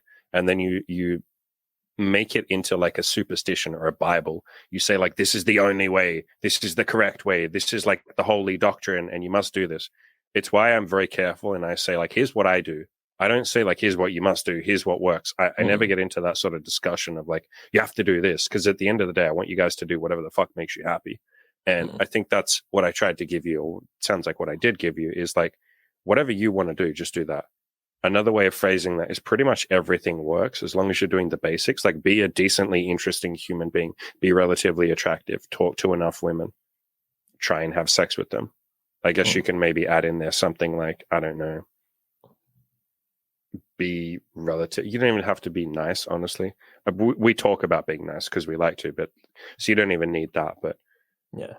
it's really basic shit. And then it's just like whatever you want to do on top of that. Like if you look at my dates now, like what I do when I go on a date, and for anyone who doesn't know, I date women with my girlfriend, Imogen. Like we both go on dates with girls together and we sleep with them together. But it's beside the point. What we do on dates is like we usually will go to Starbucks during the daytime at like 10 a.m., 11 a.m., 2 p.m., like never later than, I don't know, 3 p.m. because like I got shit to do in the evening. I want to go to bed. And so we'll have daytime dates. We'll literally go to Starbucks, get a fucking like iced tea or some shit, or a coffee or some shit, and we'll walk around, maybe go sit on the beach, maybe we'll go sit in the park, and we'll just sit there and talk. Sometimes we talk about sex, sometimes we don't. We just talk for a bit, and then at some point, if Imogen and I both like the girl, I say like, yo, do you want to come back to our house and we can try some stuff and fool around a bit? Probably 50% of the time they say no. They say like, hey, next time. 50% of the time they say yes. And then we either fuck them then or we just fuck them the next time. Like, that's it. That's not glamorous. That's not alpha. That's not like, I was much more aggressive in my younger days. Like I was way more aggressive. I was way more assertive. I was way more forward. But like, this is what I like to do now. I like to be chill. I like to just go and hang out with someone. And if we like each other, we have sex. If we don't, that's fine. And so the point that I'm getting to is, yes, a lot of the pickup artist stuff does work. So does what I do. So does what you do, just having random fucking dates. And the point that you're getting across and that I will reiterate is like, whatever the fuck you want to do, you're allowed to do. Like whatever kind of date structure you want to have, you're allowed to have. It will either work or it won't work. If it doesn't work, tweak it. And by the way, don't try it one time and then say, oh my God, she didn't sleep with me. It doesn't work. Try it with like 10 different women or something. And if it doesn't work, I can't imagine what you would do that wouldn't work. I can't even think of anything you would do that not a single woman would enjoy and wouldn't want to sleep with you. I can't even think of anything that you would possibly screw up that badly that no one would want to sleep with you. And so even if you did, it's like just adjust it. But yeah, the point being that pretty much everything works. Maybe if you took her for the first time ever. Okay, here's one that I think probably wouldn't work. If you took her to a butcher and you said, let's go into the abattoir and let's like let's watch animals be killed and cut them up. Like maybe that doesn't work that well. Even then, bro, you're going to find some woman that's into that. Someone would be into that. You have to play the numbers game pretty fucking hard. But there'll be some woman who grew up on a farm or some shit and she's like, this was a cool first date. Cheers. I like meat. Some fucking like anti-vegan chick. Yeah. So maybe don't do that as a first date. I feel like you're going to have to play the numbers game a little bit. But fuck, if you really want to, if you had it in your head that like, I need a meat-loving fucking God-fearing, like conservative hunting, farming woman, I'm going to go find that. Yeah, it's probably a decent first fucking date. before you signed up for the coaching, you had like a bunch of limiting beliefs, and we talked about this like before we went live and shit. Let's like jump through some of them, because some of them I think you'll laugh at when we think about them, because you've just like changed so much. But some of them I think are really useful for other guys who sort of worry about the same shit. I think one of the biggest fears you had was like, I'm too old to start this journey, because you were 31. And the very last, to like juxtapose with that, the very last post you made in the group, right when you were saying your goodbyes, was, I'm still young and there's plenty of years to go. Mate, that's a fucking huge turnaround from like, I'm too old to start this journey. Yeah. That's huge. Yeah, what can I say about that? Is I just think that's just another like self-sabotage. It's just something that your ego does to protect you from like doing something uncomfortable. And that thought still comes in like every now and then. I told, but I just recognize that. I'm like, cool. It's kind of like, now I'm just, again, what you said before was like, is this thought useful? It's not useful. What's the truth here? I'm 31. What is the absolute objective reality? I am 31. Okay. How long do I want to live for? I don't know, 90. Am I going to live until 90? I don't know. I may not even be here tomorrow. I don't know. But the objective reality is like, I'm 31. And then it's like this negative thought loop, right? I always, for example, I wanted to learn how to play the keyboard. And I used to Google, like, when I was like 23, I used to Google, is 23 too old to play the keyboard? Like, literally. And I was looking for some permission to be like, no, it's too old, right? Now I'm 31. I could imagine you going through like, and this is what we do, right? You would read like 50 articles that say, no, 23 is the perfect age to start, like, you know, and then you'd find one that said like, yeah, it probably is a bit too old. And you're like, yep, see, I fucking knew it. It's too old. I can't do it. See, those other 49 articles, ignore them. This one says it's too old. Fuck. Yeah, no, I used to do the same shit, by the way, when I was like 28. When I first found like self-improvement and shit like that, I was like, it is way too old to get laid. I can't get laid. It's way too old. It's like 28, you fucking child. So, yeah. But the funny thing about another cognitive glitch is like, you're going to be, okay, say I'm like, okay, right now I'm 31. Say I want to learn the bass guitar random, right? So that can be like, oh, I'm too old to learn the bass guitar at 31. And I'm going to turn 40 if I'm still alive, but I'll still be 40 and not knowing how to play the bass guitar. So how about I be 40 knowing how to play the bass guitar?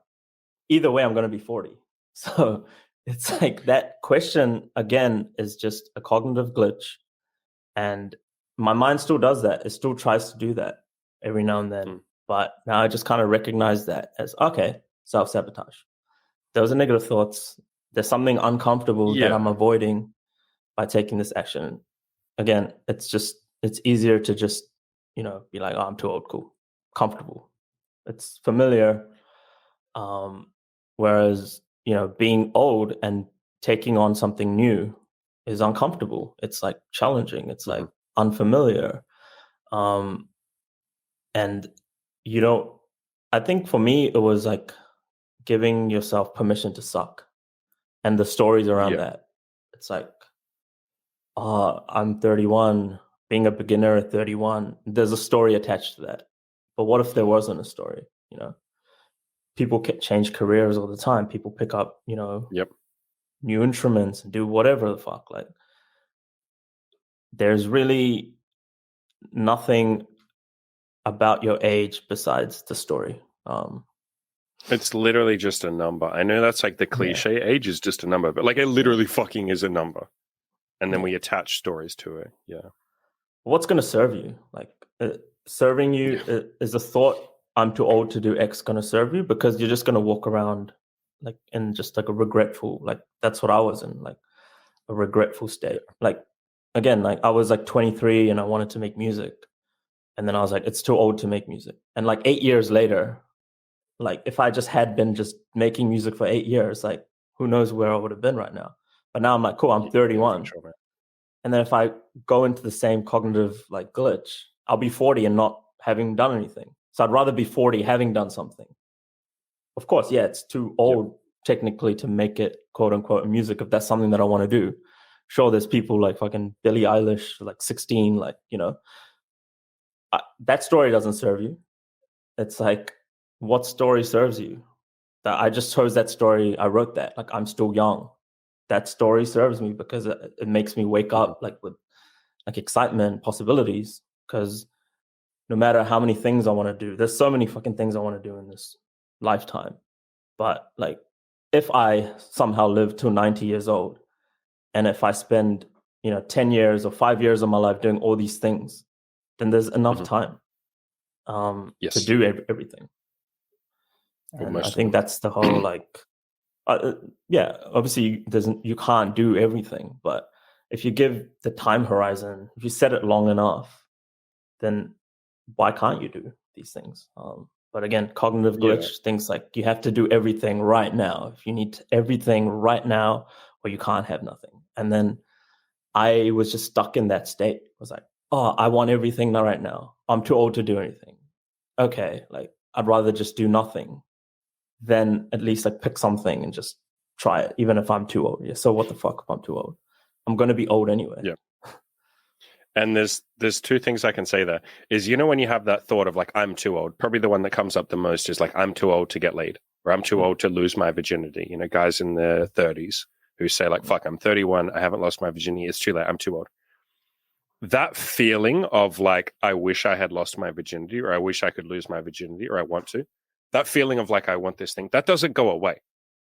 And so you think by saying the statement, I'm too old for this, you think that that's your solution. You're like, oh, I'm too old, I can let it go. No, you won't let it go.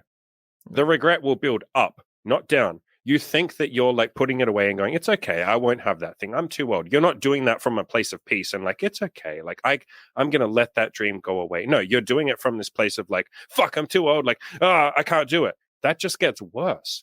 And so it's like that fucking Chinese proverb. The best time to plant a tree is 10 years ago. The second best time is right now. Do you want to wait, like you said, do you want to wait another 10 years and then you're 40 and you haven't started getting laid? Or you're 40 and you haven't worked on your business? Or you're 50 or you're 60? I'd rather fucking start right now. Again, that feeling and that regret and that missing out fear, that fear of missing out, that's not going to go away. That's going to get worse. The problem gets worse. It doesn't get better. And the second thing to think is, if you procrastinate that goal, that's going to dominate your thoughts. It's going to eat up your productivity. You won't be working on other goals. Again, it's not like people go like, oh, it's too late to make music, I'm going to let that one go. And instead, I'm going to work on building an elite body and working on my business. No one does that, do they? They sit there and take up so much of their mental headspace going like, oh, fuck, I want to do music, but it's too late. I'm too old. Why can't I have music? I wish I'd done it earlier. And you're not working on other goals. So you're literally sabotaging other goals as well as not doing this main goal.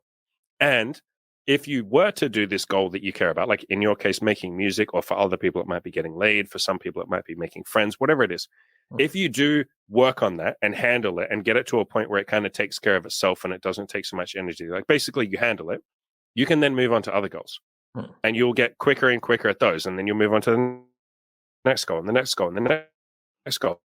And you get much better at self-improvement. You get to achieve a bunch of stuff. If, however, you don't do that first goal, whatever it is that you care about the most, you're procrastinating all the other goals and you're not going to get better at self-improvement. You're not going to get quicker at working on all the other goals. So you have to sort of think, the point that I'm getting to is, don't just think I'm giving up on this goal here. No, you're giving up on almost every goal that you might ever have. You're basically giving up on happiness. You're basically giving up on your fucking future and your dreams. You're not just saying, let me put music to the side because it's too late. No, that will haunt you for the rest of your life. And then you won't work on all the other goals because that will fucking get in your headspace. That's why I've said to so many guys, like, when they sit there and they go like, fuck, man, you even kind of had this a little bit. Is it shallow to want to work on my sex life? That was one of your limiting beliefs. Yeah. And it's like, no, because this isn't about your sex life. This is about you handling your sex life so you can move on to all the other goals that you have. Move on to money, to friends, to your body, to spirituality, to marriage and kids, whatever it is you want. But you're not going to move on if you haven't handled your sex life. And so this was never about that one goal. This was about all the other goals. So your future self deserves better. Don't procrastinate the goals that you have right now. Start working on them. You owe it to your future self. And on that let's jump into that note then, because that was one of your limiting beliefs. You wrote in the first email that you wrote to me, you said, I have a limiting, or I'm worried that obsessing about sex is desperate and lifeless. Do you feel like that's gone away now? Like you don't see even the phrasing of that, man. Like I don't see you as obsessing about sex anymore. I think this is what we do, right? We think like, oh, I can't work on my goal because that would be obsessing about it. And that's shallow and desperate and needy. And it's like, so what? You're going to obsess about it anyway. You're going to walk around obsessing about the fact you don't have sex or obsessing about the fact that you don't have a lot of money. You're going to obsess about it one way or the other. You may as well obsess about it for a couple of months to handle it so then you can move on to other things. So where are you at now with that compared to where you were before? Like with that idea of that limiting belief? Yeah, I think I just needed I think I understood like why I was obsessing about sex. And I think for me, I realized that I was just using sex as a form of validation. Yeah. And again, I was using it from a place of escapism. And a lot of the stuff is, I felt like it was another form of masturbation because I was not even enjoying the sex. I was getting sex, but I wasn't enjoying it. So it was kind of like I was masturbating with another person. So if I dig deeper into that, it's like I was deeply just unhappy and I wanted to escape through another person. So I thought sex is going to solve my issues. But more than the sex, it was just the stories I told myself about about my sex life was the thing that was bothering me, not the fact that I wasn't getting sex. So I needed some real world experiences to have a girl like see me more than once, which was like, okay, cool. This is just, I had this experience and I don't need to do this anymore. I had two girls that, saw me twice. And I really asked myself, I was like, do I actually want to see these girls again? Like, and deeply, the answer was no. Like, I was just using it as a form of validation. Like, oh, okay, I'm worthy of like having a casual relationship. Because that wasn't something that I used to get like envious of people. It was like, oh, how do people have like casual relationships? How do a friend? I always like fantasize about having like a friends with benefits and stuff. But once I got to a state where like, yeah, I could actually have friends with benefit, I didn't want that. So now I've stopped obsessing about sex because I just have other things that I'm like obsessed about. Again, like my dopamine is now coming from like the gym and to creativity. And I've just taken a break from dating at the moment. Like it's been like a month where I've just, not given it the I guess the energy or the effort that I was carrying about my life with, because I thought that was the thing that was going to fix my unhappiness, but it wasn't. So two things was like, a girl going to see me again. Yeah, once that happened, I stopped wanting a friends with benefits. I actually just want a relationship. I want a monogamous relationship. That's what I want. And then the second one is all the stories around like performance anxiety and erectile dysfunction, all that stuff. Once I had a few experiences where, oh shit, I'm enjoying the sex because I'm having fun on the date. Because I'm having fun on the date, because I'm not in my head, I'm enjoying sex. Because I'm enjoying sex, the girl is enjoying sex. And then the girl is giving me validation, which maybe I was seeking that as well. Like, damn, that was good. That sex was good. So then I just needed that reference point in my head. I'm like, okay, cool. I can get hard and girls want to see me again. And now I don't obsess about sex anymore. It's just kind of like, again, in terms of goals, like that's just in the background. Like I'm gonna restart dating and stuff when I'm ready. But right now I'm just really enjoying just doing my own thing.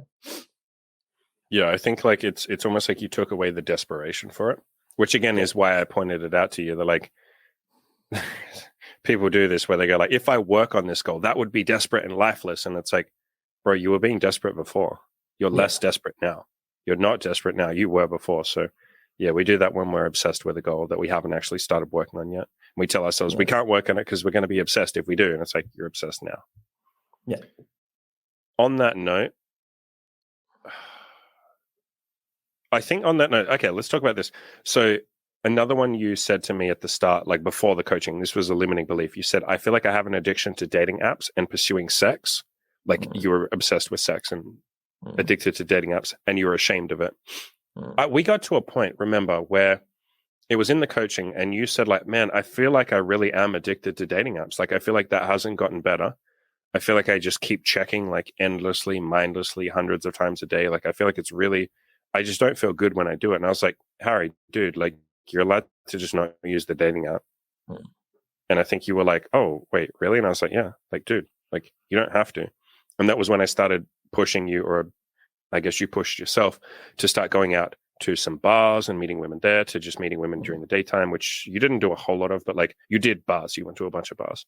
And I think it was you starting to realize like, okay, if I don't love dating apps, at least right now, I don't have to use dating apps. And I think people do that, right? Where they get stuck into this paradigm of like, well, Andy uses dating apps, so I have to. And it's like, no, like you do whatever you want to do. So I feel like that was a big epiphany for you too. It's like, whoever I want to meet women, or at this point, it's like, maybe I want to take a break from dating for a month. Like, I'm allowed to fucking do that. And it's that pursuit of happiness, or pursuit of maybe peace or fulfillment, whatever you want to call it. That's what we're all here for. We're here to be fucking happy, not just to get laid. So I feel like that's pretty fucking big for you. Yeah. I feel the dating app thing was... like... Yeah, go. Sorry. Yeah. Yeah, that was a massive addiction. I was getting a lot of dopamine from that. Like, every time I get a match, I'd literally be on there like, hours every day. But before I joined this coaching, I was part of another, community with like, that used to emphasize text game and stuff. So they used to be maybe even like an outlet for like creativity. Like, I just sext and like I could write and like, what's the flirtiest, wittiest thing I could say? And that was like great dopamine, great validation. And it was just like a drug. I would just, when I was feeling shit about myself, go on the app, run a boost, get some new girls. And a lot of the times I wouldn't even like be interested in meeting some of the girls. I was almost like a woman. Like sometimes that's what girls have told me that they do. Like, they just download the app when they have low self-esteem. And it boosts their self-esteem and they just delete it. And literally I was doing the same thing. I was just using it and just trying, even if I don't like the girl, just using it, just even going on dates with girls I don't even like. It was just, again, to escape from myself and just cheap dopamine. So yeah, and I think the solution, as you figured out, is like, okay, what need am I trying to get from this app or from these women? Yeah. Like, what itch am I trying to scratch? How can I just do that in a, I guess you could phrase it like this, how can I do that in a healthier way? Like, if I need validation, okay, what if I just start fucking validating myself? What if I sit there and, I get everyone in the group to do this? What if I come up with a list of 50 things about myself that are likable? And everyone listening, do that right now. Pause the podcast or go away and do it tonight or whatever. Write a list of 50 things about yourself that are likable. Literally write it down. Don't just say it in your head, write it down. Doing that is like, oh, actually, maybe I am okay. Maybe I'm decent as a human being. Working on your goals obviously helps. Having ambitions and stuff you work towards. Making friends helps. Living a life more in line with the things you want to be doing, that helps. And then you find you don't need validation from women as much. You don't need that fucking dopamine hit. Social media can be a dopamine hit. Porn can be all of these different things. They give you a dopamine hit, but you're really trying to scratch some itch. And it's easier to just go straight to the source and say, let me scratch that. I want validation. Let me fucking validate myself there. Because it's such a roundabout way to do it, to get validation from someone else. Because what do you do if they don't give you the validation you want? Or if they only give you half the validation you want? Or if they give it to you, but they didn't phrase it exactly how you wanted? Or, they slept with you, but they weren't super passionate about it. So it didn't really give you the validation. You're just almost going to keep moving those goalposts. But if you can just give yourself that fucking validation, boom, like problem solved immediately. Like, oh, I guess I am okay. This is a very sort of like stoic philosophy. It's like, stop looking to external events for happiness or validation. It's like, bro, look inside yourself. You're either okay or you're not. If you're not, change some things. But don't go looking elsewhere for that validation, because it won't necessarily come, or it won't come in the form you want it to. And it won't be forever. You'll constantly be chasing it, which is kind of what you were in. this almost like dopamine cycle. You need more and Yeah. more and more. Yeah, and that's something that I'm still learning every day. Is that skill of self-validation is so important, and that is a skill. That Yeah. is a muscle that you can practice, and over time you will get better at it. Yeah, for sure. Yeah. Yeah. Read a bunch of Stoic books. That helps. Oh, mate, here's a really good book suggestion for anyone listening. Read I Need Your Love. Is That True? It's a book by Byron Katie. It's literally about this topic, about like, oh, I need other people's love. I need their validation. Like, is that even fucking true? So it's a really good book. Really, really, really good. Another one of the limiting beliefs you had, this kind of like taking a little 90-degree turn here. You had a big fucking limiting belief or a big fear that like you were too introverted to be exciting to women. I think you also phrased it like this. I think you said something like I have resting bitch face or something. Like I'm not emotional. Like I don't come out of my shell. I'm very introverted, and no woman would like me. That's fucking disappeared now. Yeah, you laugh because that's where you were, bro. I remember the first couple of calls. You were like, "Oh, women aren't gonna like me." You know, I'm too resting bitch face. Like I'm just not interesting. And I was like, "What the fuck are you talking about, dude?" Like, yeah, I feel like that's a huge one. And really, I think the way you solved it, and feel free to jump in, man. I feel like the way you solved that was just by like giving yourself permission to have fun. Because I don't think you were being yourself before.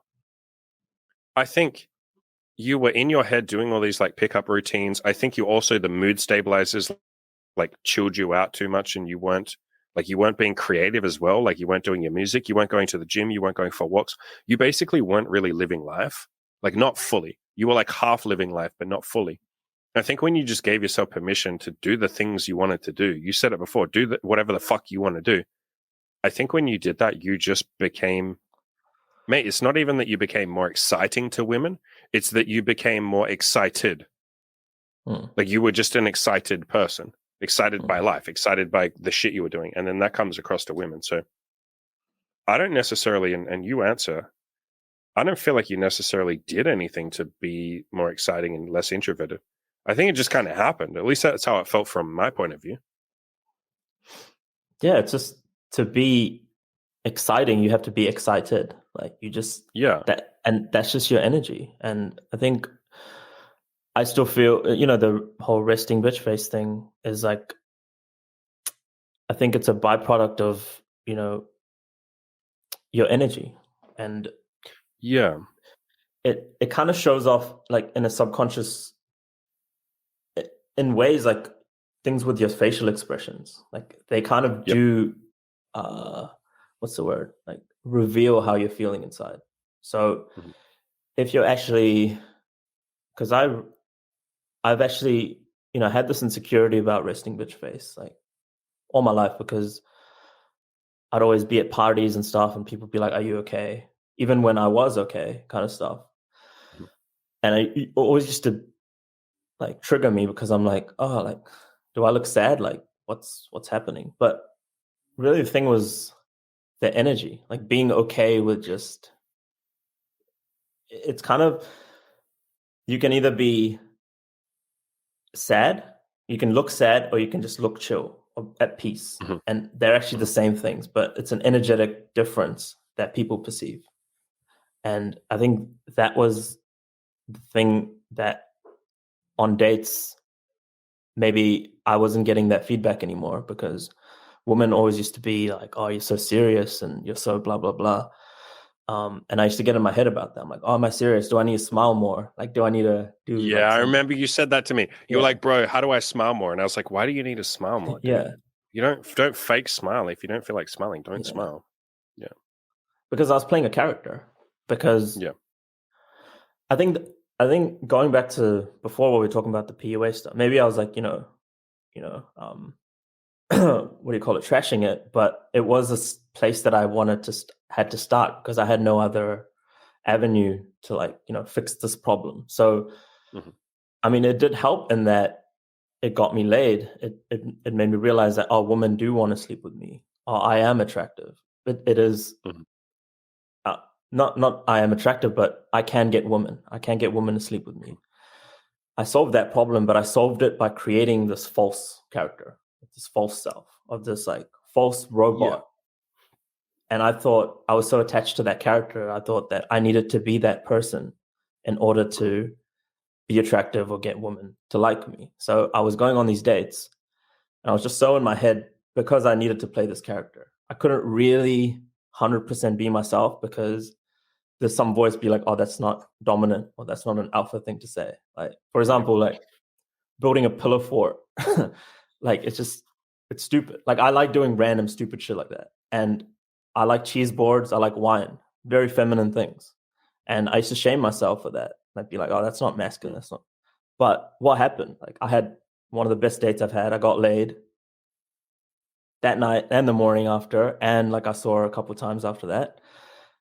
So it's just kind of like, what the hell? Like we're just, because I was having fun before I was just let go, because I was just telling the jokes that I want to tell, I was sharing the stories I want to share because I was just excited about my own life. And in turn, that makes you exciting.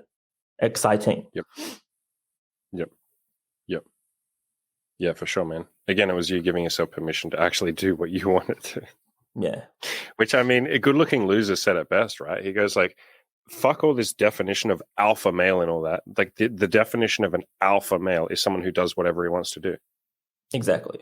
Even if other people are going to say that's like feminine, like the only thing that really matters is like, are you happy? Is the other person that you're doing it with happy? Like basically are all parties involved happy? And the rest is all fucking white noise. The rest is noise.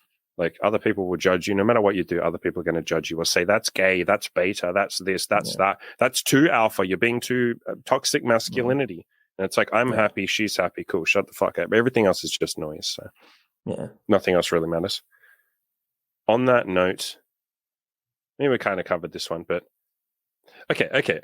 It's funny that you said like I felt like I was playing a character with all like some of the pickup artist stuff. Because one of your limiting beliefs that you wrote to me in your first email was I worried that changing myself to get women is disingenuous. But like you literally already were. Like you already were playing a character. And yeah, that's funny. I mean, because I felt like half of my coaching was me just saying that, Harry, just be Harry. I was literally like, just be you. Like, you just be your normal self. Be authentic. If anything, it was us removing all of the rules and templates and stories and shit that you had, like the pickup artist stuff that had been added on top. Some of it you kept. Like, let's be clear, some pickup artist stuff is really fucking useful.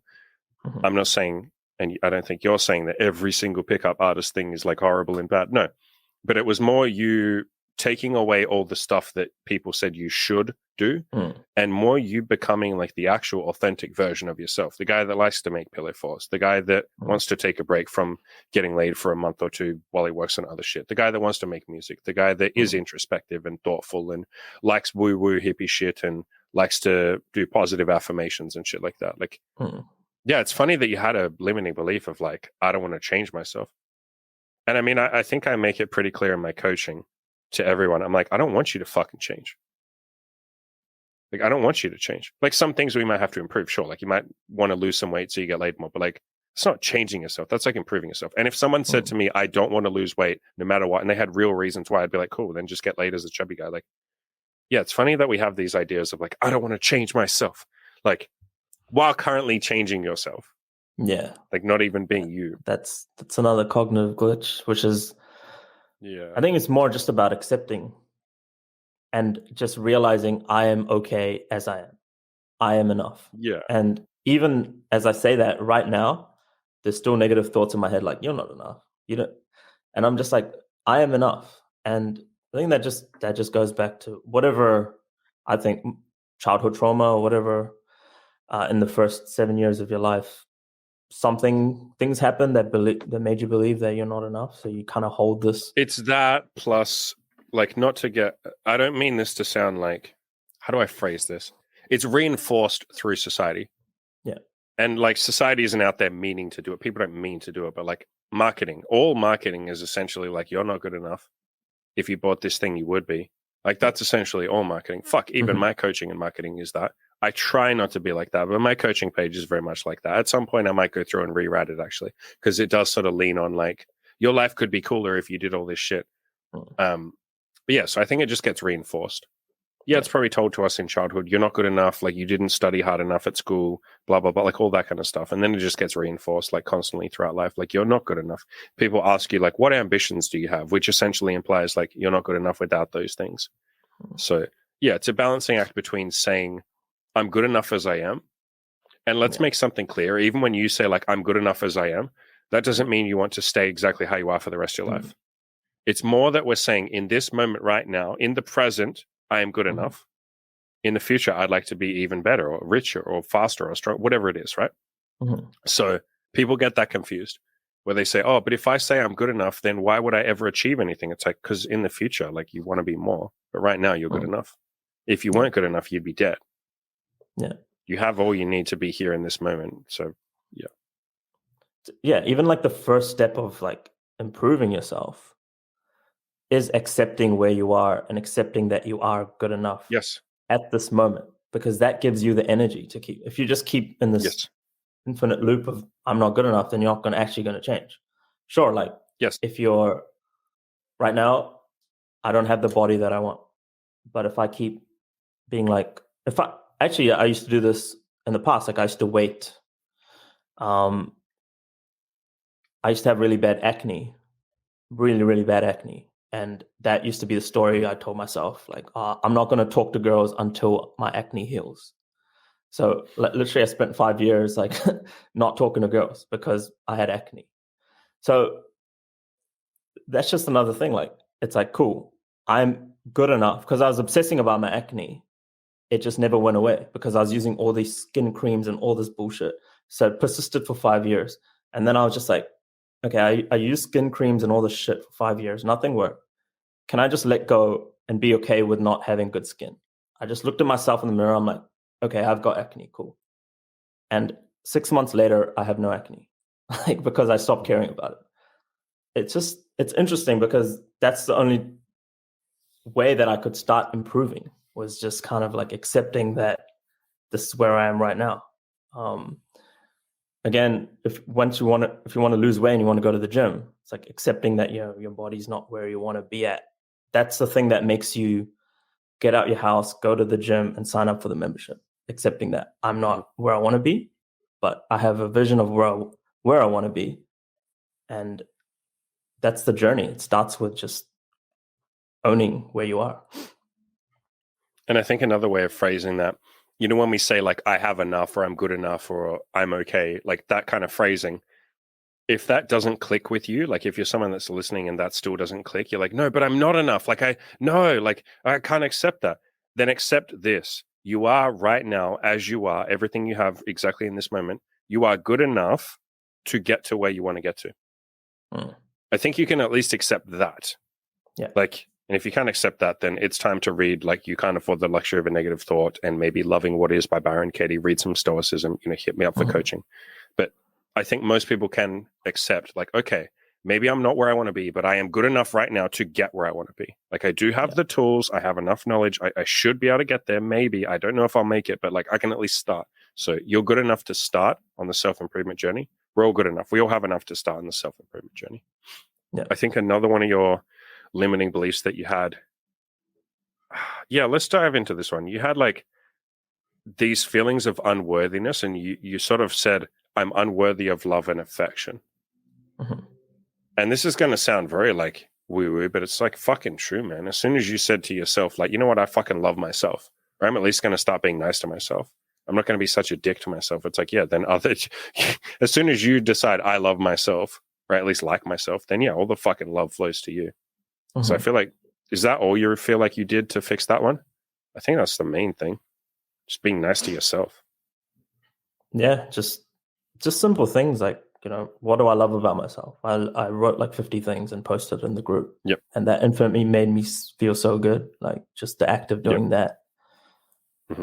Simple things like that. Okay. I am worthy of love because listing all these qualities about yourself that you like. Yeah, and if you struggle with that yourself, just get someone else to do it. Anyone listening, if you can't do it yourself, just literally ask all your friends and family, can you just tell me 5 things about myself that are lovable? That's like a fucking cheat code. Just do that. Another one you had was, I'm too intellectual and logical to trigger a woman's emotions. That sounds so pickup artist when you like read it, right? Like, I got to Yeah. trigger her emotions. Like, but I Mm. understand what you were trying to say. It's like, it's basically a fear that a lot of guys have. I think, especially in my audience, because like, let's be honest, bro. Like, everyone's a fucking nerd in this audience, right? Like, everyone fucking codes. Everyone's a Yeah. dirty fucking computer programmer like you. Everyone's a fucking Mm. dirty nerd. Like, even I went to university for 2 years to study coding. Like, I think a lot of the guys think like, oh, I'm too nerdy, I'm too intellectual, I'm too logical, I'm too rational. I'm not that exciting, cool alpha male party guy who's gonna like get women all excited and shit. And it's like, what a fucking bullshit story to believe. What, you Yeah. can't be simultaneously a nerd and also be an interesting human being? It's not one Mm. or the other. And I feel like for you, a big part of the solution, at least from my point of view, was you just giving yourself permission to do what you wanted to do. Because Yeah. you wanted to be a fun guy, but you had told yourself this story of like, I'm too intellectual, I'm logical, I'm not allowed to build a pillow fort because I'm too intellectual for that. And it's like, stop being a fucking intellectual retard and just do whatever Mm. the fuck you want to do. Have fun. Mm. So it's not fucking binary, man. But Yeah. I feel like you know that now, but you didn't Mhm. know that 12 weeks ago. No, I remember all the conversations, man, about all this shit. I really remember that conversation as well, where you were like, I really don't like drinking on dates. Like you hinted at it before. I really don't like drinking on dates, but I have to drink and, I really don't like it. I feel tipsy and then I feel like I don't want to have sex because I'm tired and, but I have to drink because like that's what you do on a date. And I was like, why do you have to drink? And that was just like Mm. such a huge fucking epiphany for you. Like, you mean I don't have to drink? And I was like, no, retard, you don't have to drink. So we get Yeah. stuck in these like loops of like, I'm intellectual, so I can't have fun. I'm too Yeah. logical. I can't make a woman feel excited. Hmm. I'd say especially the last couple of dates you went on, like Pillow Fort Girl and some of the other girls, like, didn't one of them tell you? And if they didn't tell you, they're probably thinking it. Didn't they tell you it was like one of the best dates of their life? Yeah. Yeah. It's like, oh, I'm too intellectual. I'm too logical. It's Yeah. like, another one you had. Okay, let's stay on the topic of doing what you want. You had a limiting belief, or maybe you call it like a fear. I think this is a really fucking common one, man. So many people listening have this, where it's like, I can't be honest with women about what I want. Mm. When you wrote that, did you mean like, I can't tell them that I want to have sex? Is that sort of what you meant? Nah, it was not that. Okay. What would I say about what I want? I don't even know where where that comes from. I think it was more about like, I think tying into this like what I want to do. Like one of the dates I went on was like, um I had mushrooms with this girl and I went to like this lights festival. Mm-hmm. So like that's what I wanted. And I was I would be in my head about that in the past, would be like, is this a weird thing to ask? Like, is it too soon Yeah. to Okay. Yeah. all these things, right? And I'm just like, cool, this is what I want. I Yeah. want to She take either you wants it out. or she doesn't. Yeah. So this is I want to go to this lights festival and I have some shrooms. We should do some shrooms and go to this lights festival. That's what I want. Do you want to join me? And Mm-hmm. she can either say yes or she can say no. She said Mm-hmm. yes, and we had a great night. But I would be scared of doing that in the past because there'd be all these stories about like, oh, yeah, maybe it's too soon to do something like this. Maybe this is what like people do in relationships, or I'm not allowed to. Yeah, bullshit stories. Yeah. Yeah. People do have the stories. And even like, so I did a video recently where I said, like, don't get into a relationship, or I don't recommend you get into a relationship, like, as in call it a serious relationship, until at least 6 months in. And you're still building stuff in that time. I'm not saying like keep her at arm's length. But even as I did that video, I was so careful in it to basically say, this isn't a rule though. I'm not telling you Mm, you have to do this. I'm just recommending, and here's the reasons why I'm saying this. And so it's more about understanding what the possible pros and cons, or it's more about understanding what will happen, like the outcomes. And so it's like, if I go and take magic mushrooms with this chick on the first date that we've had, it's not good or bad. It's not right or wrong. It's not like, oh, that's beta, bro, or that's too soon, bro. You're moving too quick. It's none of that shit. It's like, just understand that you might have this really like intimate, strong moment together, and therefore you might feel really close and connected to this other human being, like on the first fucking date or the second date, and it might not have been enough time yet for you to understand if you actually like them on a deeper level because you haven't really had a chance to talk and get to know them and stuff. And so you might feel really intimate and connected to them. And then maybe a couple of dates later, they say something that you just go like, oh shit, there's like a fundamental incompatibility between the two of us. Like that might happen. That's it. That's not good or bad. And so, yeah, we do this where we say like, oh, I can't do this. It's not alpha. It's beta. Oh, it's not what the pickup artists teach, or some people even do. It's not what Andy said to do. And it's like, I never said to do anything. Yeah. And anytime I have said to do, or it appears like that, it's like, I'm more telling you what I like to do or what I think works or one thing that does work. So yeah, you want to be careful that you don't get locked into these like modes of thinking, like thinking this is the only thing that works. Because it's not about working or not. It's like, are you happy? Is she happy? That's all that matters. I think you had a similar, like, overthinking, I guess you could call it, with like talking to women in general. You said like approaching women is weird and creepy. That was one of your things. Yeah. And man, I think all the thing, like the theme of this podcast, this interview is just like, there was a bunch of shit that you wanted to do. And you had all these limiting beliefs and rules and stories and shit saying like, oh, I can't do that because it's weird or it's creepy or it's dumb or it's shallow or it's bitter or it's this or it's that. And like, when we just like pulled all that shit away and got you to ask the question of like, what do I actually want to do? Like, what do I want to do? Not what does Andy think I should do? Not what do the pickup artists think I should do? Not what would a girl think I should do? What do I want to do? It's like you actually started living a life that was more in line with you.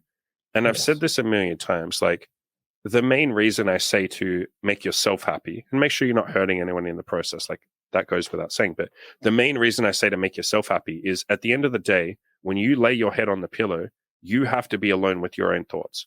When you walk into the bathroom and look into the mirror and look into your own eyes, you're the only one that has to look into your own eyes in the mirror. You have to be okay with the decisions you've made. You won't always make perfect decisions, fine. But like, you're the one that will say like, fuck, man, I wish I had done this today, or I shouldn't have done this. I didn't want to do this. Like, why did I do this? You have to live with that. You'll always have to live with that. And so it doesn't really matter what other people think, because they get to say their shit to you. Oh, that's weird, bro. Don't do that. That's creepy. Then they get to fuck off and never, ever think about you again. And they just, they got into your head. You let them get into your head. Even though they don't have any of the responsibility, they don't live your life after they say that. You do. And so you're the only one that needs to be okay with the decisions that you make, because you're the one that has to live those decisions out. They get to just say, oh, do this, but then they don't get any possible consequences of you doing that thing. They don't get to see the regret that you feel. They don't have to live through the regret for you not doing what you want to do. So, yeah, I feel like that's been the theme of the last like 12 or 13 weeks is you figuring out what the fuck you want and doing that. Yeah, and I think that's still like a journey that I'm on, is just continually like asking myself, what do I want? And just letting go of all the shoulds, because my whole life has just been like looking outside of, is this okay? Can I do this? Like just seeking permission, just like even, asking, can I do this? Can I not drink on a date? Like looking for permission. No, but okay, can I interrupt? Let me interrupt.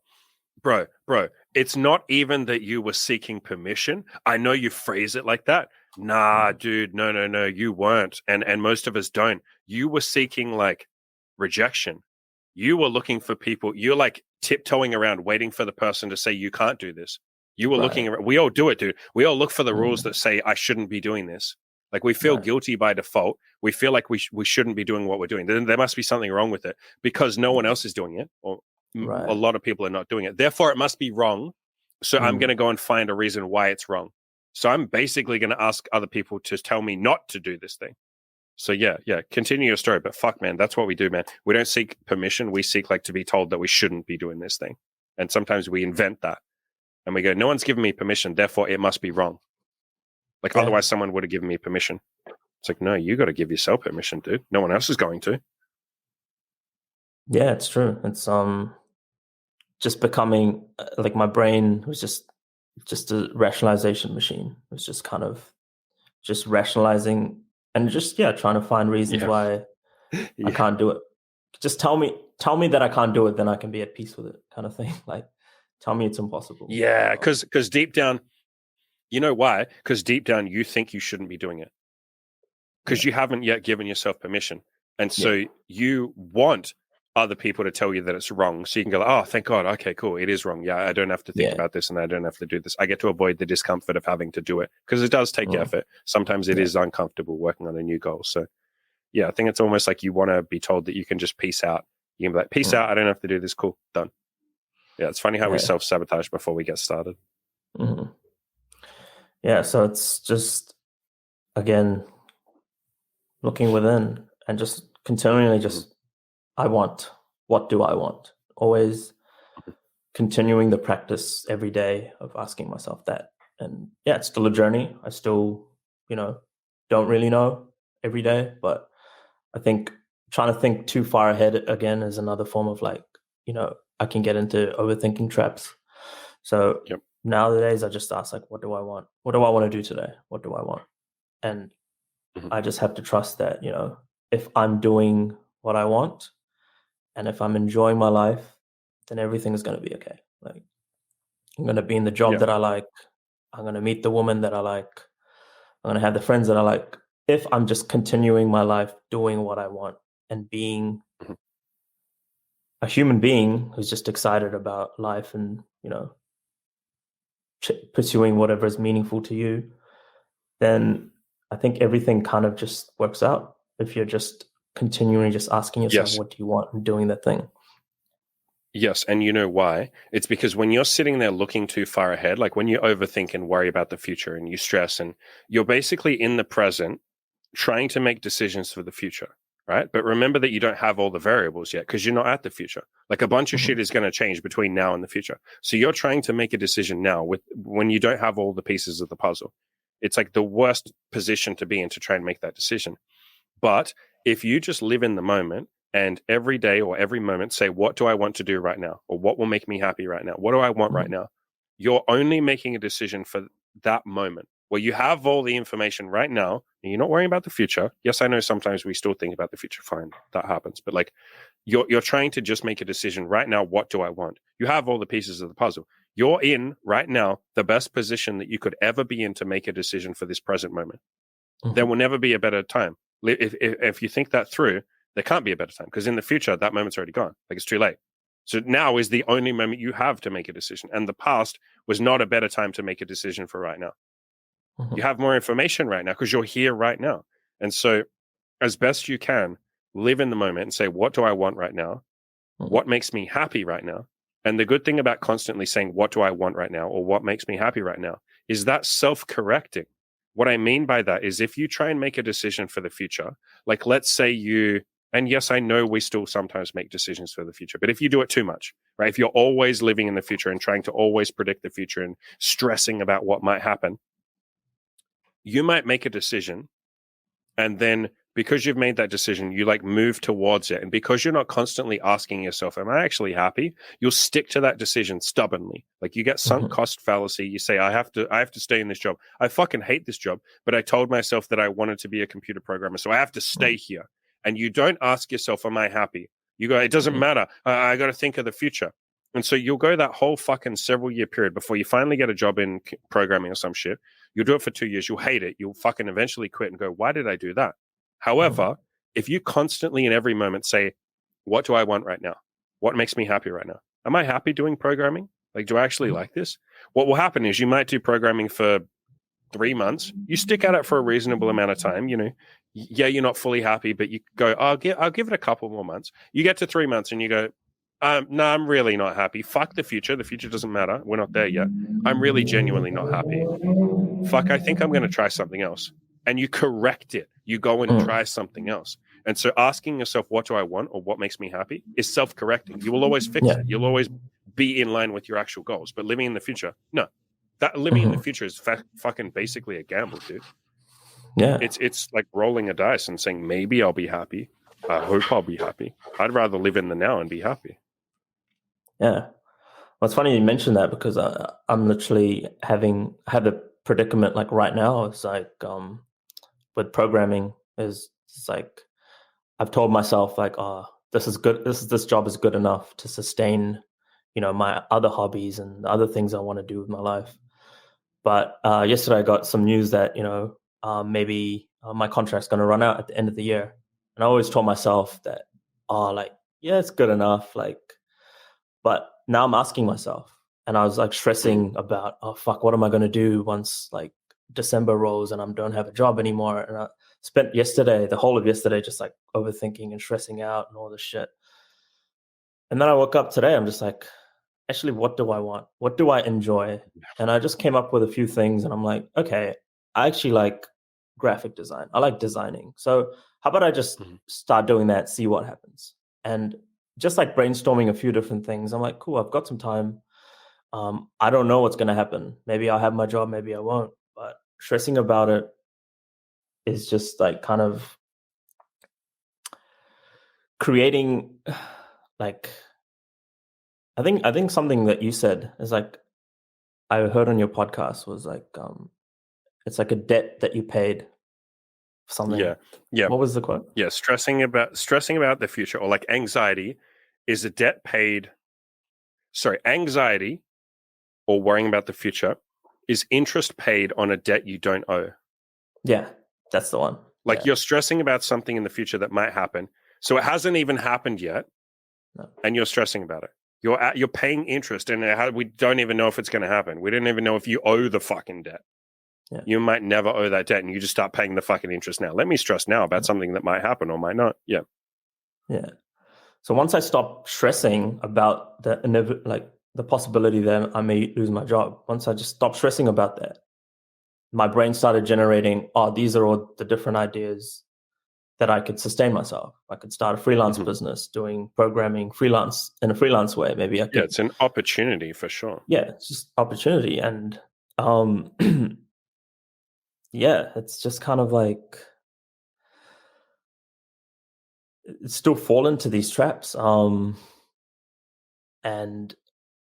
I think like thinking about it stops you from the actual problem solving part of your brain. Yes, which because you're just stressed and fearful, and you can't think logically or rationally while you're in that position.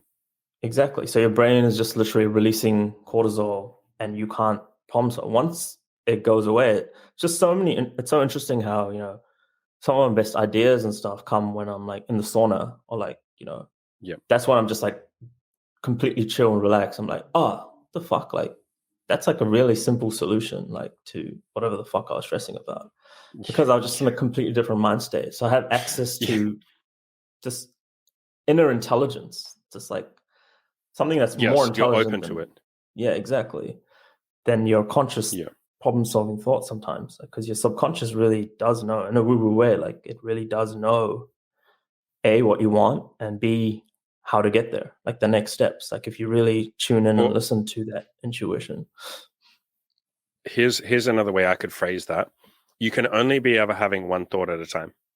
Sometimes we think we're having multiple thoughts. You're not. Multitasking is not a thing. You can only have one thought at a time, one actual conscious thought in your head. You can only have one thought at a time.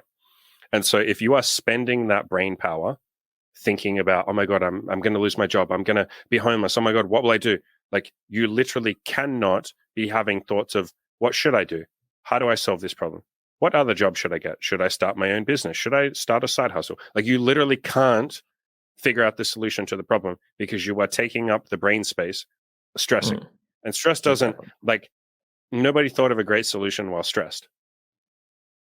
No. Like, it's so much easier to think of a better solution when you're peaceful, when you're sitting there going like, whatever happens, happens. I'll roll with the punches. I'll figure out a way to make it work. And then, yeah, you're right. The thought just comes to you. The solution just like comes into your brain because your brain, your subconscious is free to then start spending that energy solving the fucking problem. Sometimes you'll go to bed, you'll have a sleep, you'll wake up and you'll be like, Eureka! The idea came to me while I was asleep. It's better than letting your brain power spend itself or waste itself thinking about like stress and fear and pain and anxiety and shit like that. Yeah. Another couple of these two are basically the same, so I'm going to wrap them up into one. You had a limiting belief of like, it's more like a fear, I guess. I should be married by now. Trying to get laid is juvenile. Because you're 31, so many guys have that one. Another one, I love that you laugh now. I know we discussed this a lot. Um, Another one you had is like, everyone around me is in a relationship and gets laid easily, but I can't. So what's wrong with me? Hmm. Ah, man, like those two together, hey. It's like, first of all, it's funny how we fucking just tell lies. Hey, everyone around me is in a relationship. Fuck off, that's a lie. It's the most retarded shit lie I've ever heard, too. Like, literally everyone around me, I can walk out on the street and every single person is in a relationship, and I'm just the weird faggot that can't get a girl. It's like, that's not true. Also, they get laid easily. That's not even true. Like, statistically, that's literally, like, the evidence out there is literally that's not true. Most guys find it really difficult to get laid. Like, that's really fucking not true. And I can't. That's also not true. I can't get laid. It's like, you already were getting laid easily. You just weren't letting the women stick around. You weren't being yourself. You weren't being authentic. So, fuck, man, it's funny how we tell ourselves these like dumbass stories that are just like actual lies, like just straight up lies. Like, you'd be like, I'm the biggest piece of shit in the world and everybody hates me. And it's like, bro, there's like 10 people in your life that love you. And you're like, yeah, but everyone hates me. And you're like, that's literally, you've just literally told a lie. Are we going to backtrack? Are we going to call you out on that lie? And you're like, no, it's true. It wasn't a lie. And you're like, bro, here's the evidence that shows you it's a lie. And you're like, no, stop telling me I'm a lie. It's true. It's funny how we get stuck in these like stories, man. And we just like say that they're true. They're absolutely fucking not. As for the idea of like, that you should be married by now and that trying to get laid is juvenile. I know we dug into this deep, so maybe we don't have to have a big talk about it. But it might be worth just saying this for anyone listening that has that kind of fear of like, oh, I'm 30, I should be settling down, I should be getting serious. It's like, what would you rather do? Pick the first woman that's nice to you because you have this fear of I should get married right now, and then you're just going to divorce 5 years from now or 2 years from now? Or would you like to actually handle your sex life, handle your dating life, figure out what kind of man you are, improve yourself, figure out how to date, figure out how to be in relationships, and then know that the woman you picked is a woman that you actually chose? And she'll know that too, by the way. She'll know like, oh, you chose me. You had a lot of options. You chose me. It's like when you put it like that, and that's basically what I said to you. I was like, bro, do you want to rush into marriage? And you were like, well, no, but I should be married. And I was like, those two things can't coexist. You got to pick one. Pick a story to attach to. Either I'm going to handle my dating life and I'm going to find a good woman to settle down with and build something amazing, or I'm going to rush into marriage right now just to satisfy my family and my own. And fuck, man, it's not even your family. We had discussions on that. Your family can nag you a little bit, but you're the one that believes that and says, oh, I should be married. They just say, are you married yet? And then you say, oh, they think I should be. They think I'm a loser. They think I'm a fucking beta male who can't get a woman, and they all got women and men. So yeah, it's funny the stories that we tell ourselves. I don't know if there's anything you want to add to that, if you want to move on to the next one. Yeah, there's really nothing much to add to that besides, yeah, it's even if people are in relationships, they're not happy. Like, it's not just like, well, you can't guarantee they're happy. Yeah. I can't guarantee they're happy. Yeah, there's people that I know in good relationships and people that I know in bad relationships. And again, I don't really know. I only know what they're telling me. Do you know what's the hilarious thing about that is like, yeah, you were doing the thing, and lots of guys do this, where you say like, well, they're in a relationship, so therefore they're doing better than me, and I'm a loser, and I'm not happy, and it's not fair, and I'm jealous. Bro, I think maybe you've even seen this on some of my videos. Like, I remember when I published my depression video, where I literally like talked through all my depression. It's like a fucking 3-hour long narration of my depression, and I talked about how the first two relationships. Yeah. So you know how I talked at the start about how the first two relationships I was in were just like horrible and toxic and abusive. And like the second woman was literally violent and like, it was just like fucking just horrible. Right. Do you know, like there were still people that would say like, yeah, but at least you were in a relationship. It's like, did you just even fucking, that's literally like saying, like, imagine some guy opens up and he's like, when I was 8, you know, the priest literally fucking raped me. And you're like, yeah, but at least you can get laid. At least you got laid, bro. What about me? I'm an incel. It's like, did you even just hear what just fucking said? I was raped. Yeah, but at least you had sex, bro. I haven't even had sex, bro. So like, what are you talking about?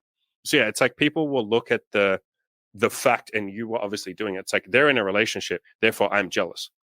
And it's like, bro, first of all, they're not you. We only give a fuck about you. Them being in a relationship or not being in a relationship doesn't matter jack shit for you. If anything, them being in a relationship is good because then they can help you get into one. The more people that are in a relationship actually serves you better. But we tend to think of it the opposite. We go, oh, if everyone's in a relationship, that's worse for me because then I stand out. It's like, isn't it better because there's more people to help you and more people that would want to help you? Yeah. And then the second thing is like, yeah, just that concept that, oh, being in a relationship must just be perfect and everything's wonderful because they're in a relationship. It's like, you don't even know if they're happy. And if that's the only thing you care about, like, oh, they're in a relationship and I'm not, then what you will end up doing is rushing into a relationship that you don't actually enjoy just so you can say you're in one. And I would guess, and maybe you'd agree with this, quite a few people who are in relationships did that. They rushed into a relationship because they didn't want to not be in one. There's kind of that saying that like people are afraid to be single. Like they are. They genuinely fucking are. It's like, don't be one of those people. Yeah. I think it was like, for me, the story around what it means to not be in a relationship. Like once I let that go, then I was okay with it, because it's not the fact, again, going back to the Byron Katie stuff, is like, what's the objective reality? I'm not in a relationship. But then the story that I told myself about that is like, okay, it's because something's wrong with me. It's because I'm unattractive, or it's because I don't know how to date. Yeah. Blah, like a million different stories about what does me not being in a relationship mean about me.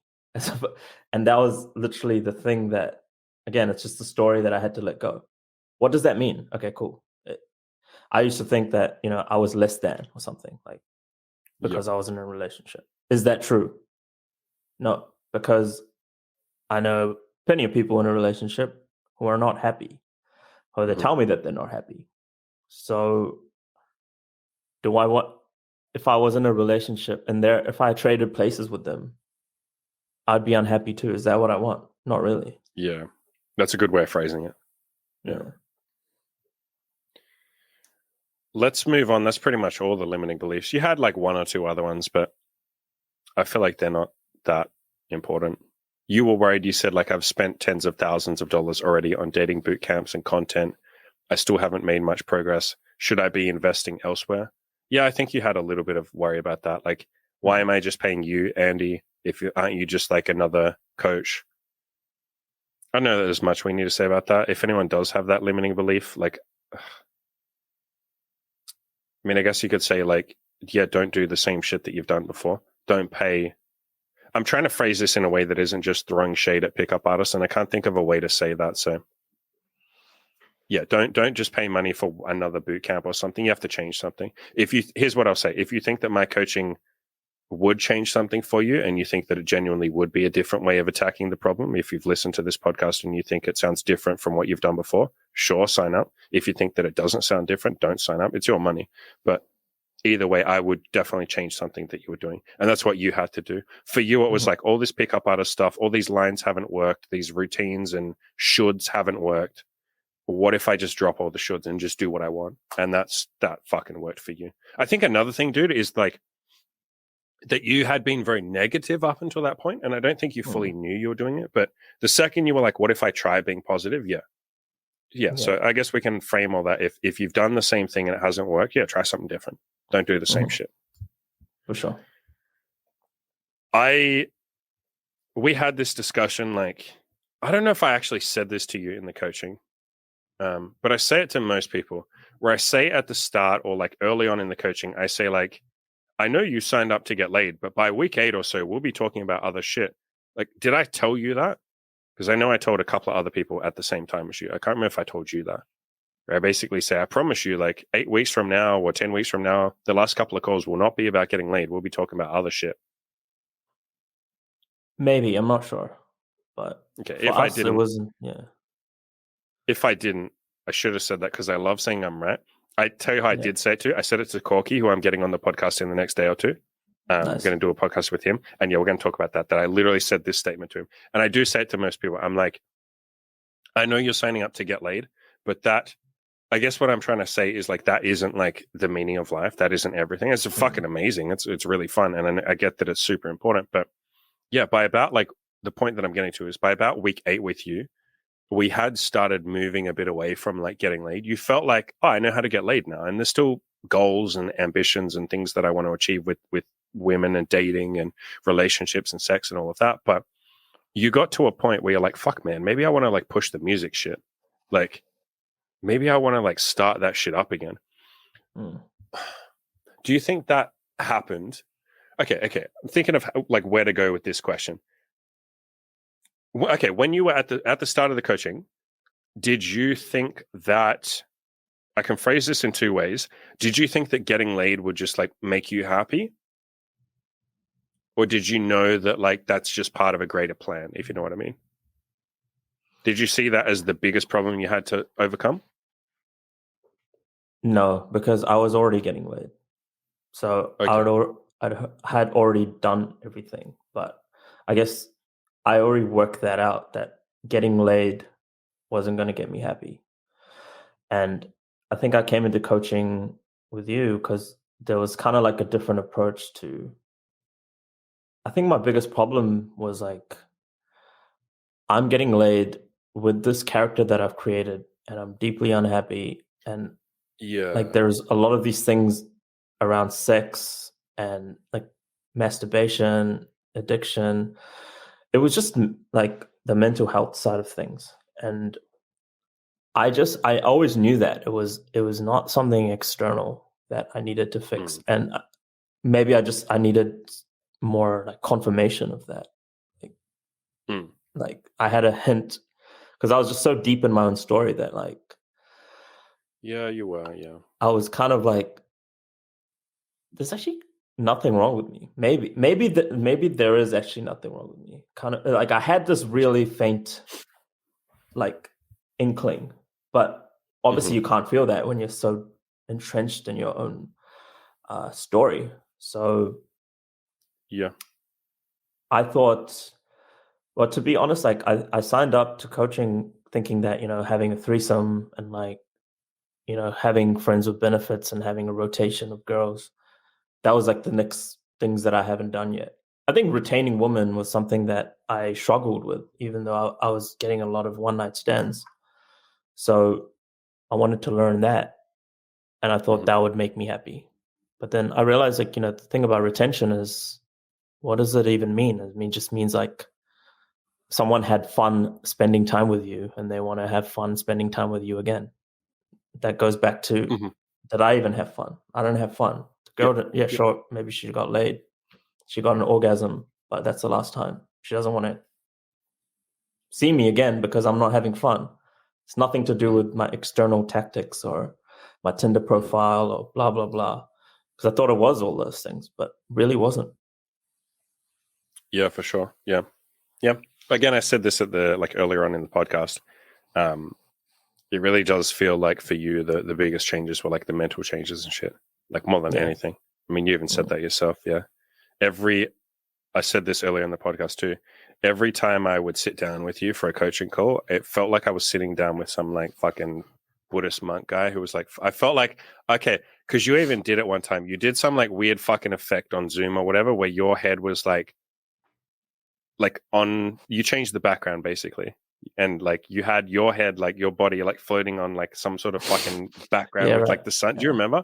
Yeah. Yeah. And like, I was like, there's no better. I wish I had that so I could show that on screen. I was like, there's no better fucking.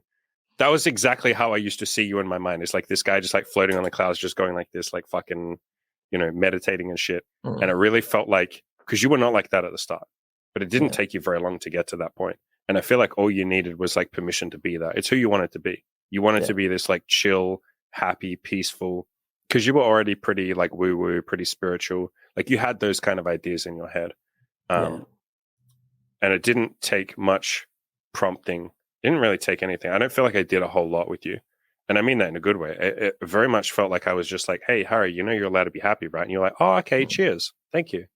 Like that Yeah. feels like what the coaching was. 12 weeks of me just saying, you're allowed to Mm. be happy, bro. And you're like, thanks, bro. I know that now. It's like you hadn't done that Yeah. in the past, giving yourself that permission. That's the interesting thing. Like you say that it's not, you didn't do anything, but you did a lot. Like that's massive. Like just, I feel like a lot of people need that.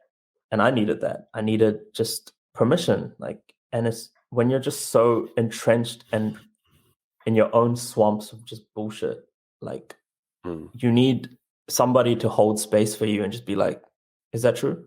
You can do that. Mm. And then it just shifts it. Wait, he just said I could do that. Holy shit. Like, it may not seem like much, but it's actually everything. Like, it's holding space, that attention, and just giving someone permission and like showing interest in someone as well. Like, deeply, I thought like another bullshit story is like no one cares about you, blah blah blah. Yeah, coaching, having someone that actually shows interest in you and like cares about what you're saying and doesn't like you can talk to your friends and stuff, but it's not the same as someone actually having a vested interest in your success, and that means so much. Yeah, it's like I feel like this sometimes with some of my own coaches, like the exact same shit. It's like I've had so many coaches where, how do I phrase this in a way that isn't just me jerking myself off? Now that you've said your statement, mine follows it, whatever. I've had so many coaches where, like, logically, I know they didn't do anything. Like, they didn't do a whole lot. They just were there for me. And I'm like, that was the best fucking coaching session of my life. Like, literally, that's exactly what I fucking needed. I just needed you to tell me that, like, yeah, you're fine, dude. And I was like, thank you. I didn't know that I was fine. Yeah, it is funny how we get stuck in our own, like, stories and shit. We're like, I'm not fine. Everything's bad. I'm a failure and I'm too old and I'm a loser. And someone's like, nah, dude, you're good. And you're like, what, you mean I'm good? Yeah, why wouldn't you be good? One of the, I had one, who was the coaching client? I can't remember who it was. I can't remember exactly who it was, but this was like maybe a year ago. Like,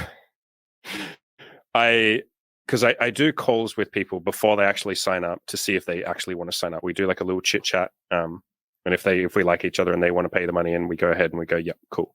So it was one of those calls with this guy, and he like opened up to me, and he's like, I have all these reasons why I can't get women and all of this. And he really opened up for like 5 minutes about like, here's all the stuff that's wrong in my life. Right. And he's like really fucking pouring his heart out. And he's like, and with everything I've just told you, like, I don't think it's possible for me to get laid and for me to have a relationship and for me to be happy. Like, and he looked like dead into the fucking camera really seriously, or into the screen. And he's like, do you think maybe it would be possible, like, that I could get laid? And I just like burst out laughing. I literally just like fucking laughed my tits off. I like just cracked the fuck out laughing because I don't know, it was just like utterly hilarious to me. And like I stopped laughing and I'm like, yes, of course it's fucking possible. What are you talking? Yes, it's possible for you to get laid. Are you serious? Yes. And he said, like, dude, that was literally the reason that I signed up with you for coaching, because I was kind of on the fence. The fact that you laughed at me and said, like, yes, of course it's possible. The fact that it was so fucking funny to you, the concept that I might not be able to make it. It was just so absurd that you like laughed without even meaning to. Just you telling me, like, yes, of course you can fucking change, you idiot. Of course you can have what you want, you idiot.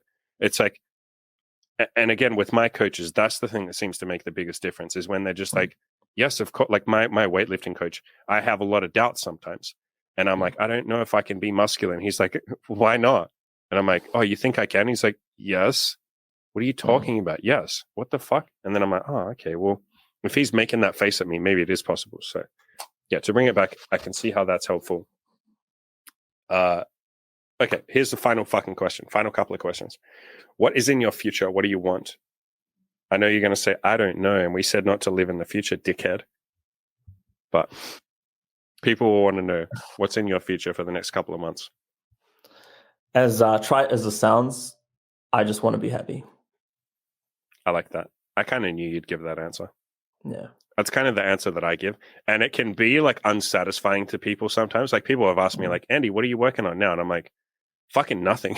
And they're like, oh, well, what are you doing? Oh, well, I'm doing podcasts and shit. Like I'm working with coaching clients. I'm doing that kind of shit. I'm working on my body. But like, what do I want? I fucking don't really want anything. I just want to fucking be here right now. And like, so you still kind of want stuff, but yeah, I get what you mean when you say like happiness comes first. And it's more that you have habits that will keep ticking over. You're going to the gym, so you will eventually just get the payoff will be, I'll have a good body. You're talking to women. I know you're taking a break from it, but like, you're talking to women. So one day I'll get married and have kids. It's almost like that shit's handled itself. If you just live in the moment and take action and be productive and happy and all of that shit in the moment, the goals really do fucking take care of themselves. Exactly. Like you have to know roughly which way you're going, but you don't have to stress. Yeah. So, I mean, if there is like a more, I guess this is still vague, but intentionally I kind of want to leave it vague, is like, I want to wake up and go to sleep every day and spend those hours doing what I want. And I want to go to sleep at night excited to wake up the next day. And I feel like I'm getting there. One step at a time, I'm getting there. Like today, I was excited to wake up. I was excited to come here to this podcast. I was excited to go to the gym. I was excited to go for a walk, a sunny day. Like I'm winning. As long as I'm excited about life, I'm winning. And I just want to be in the state. And whatever happens externally will happen. And just kind of people worry that like if you don't have, and like you still have goals, you still have stuff you want. So let's be clear. It's not like you're saying, I literally am never going to think of the future. Like you do a little bit, but people think that if you don't hardcore, obsess about and run towards your goals constantly.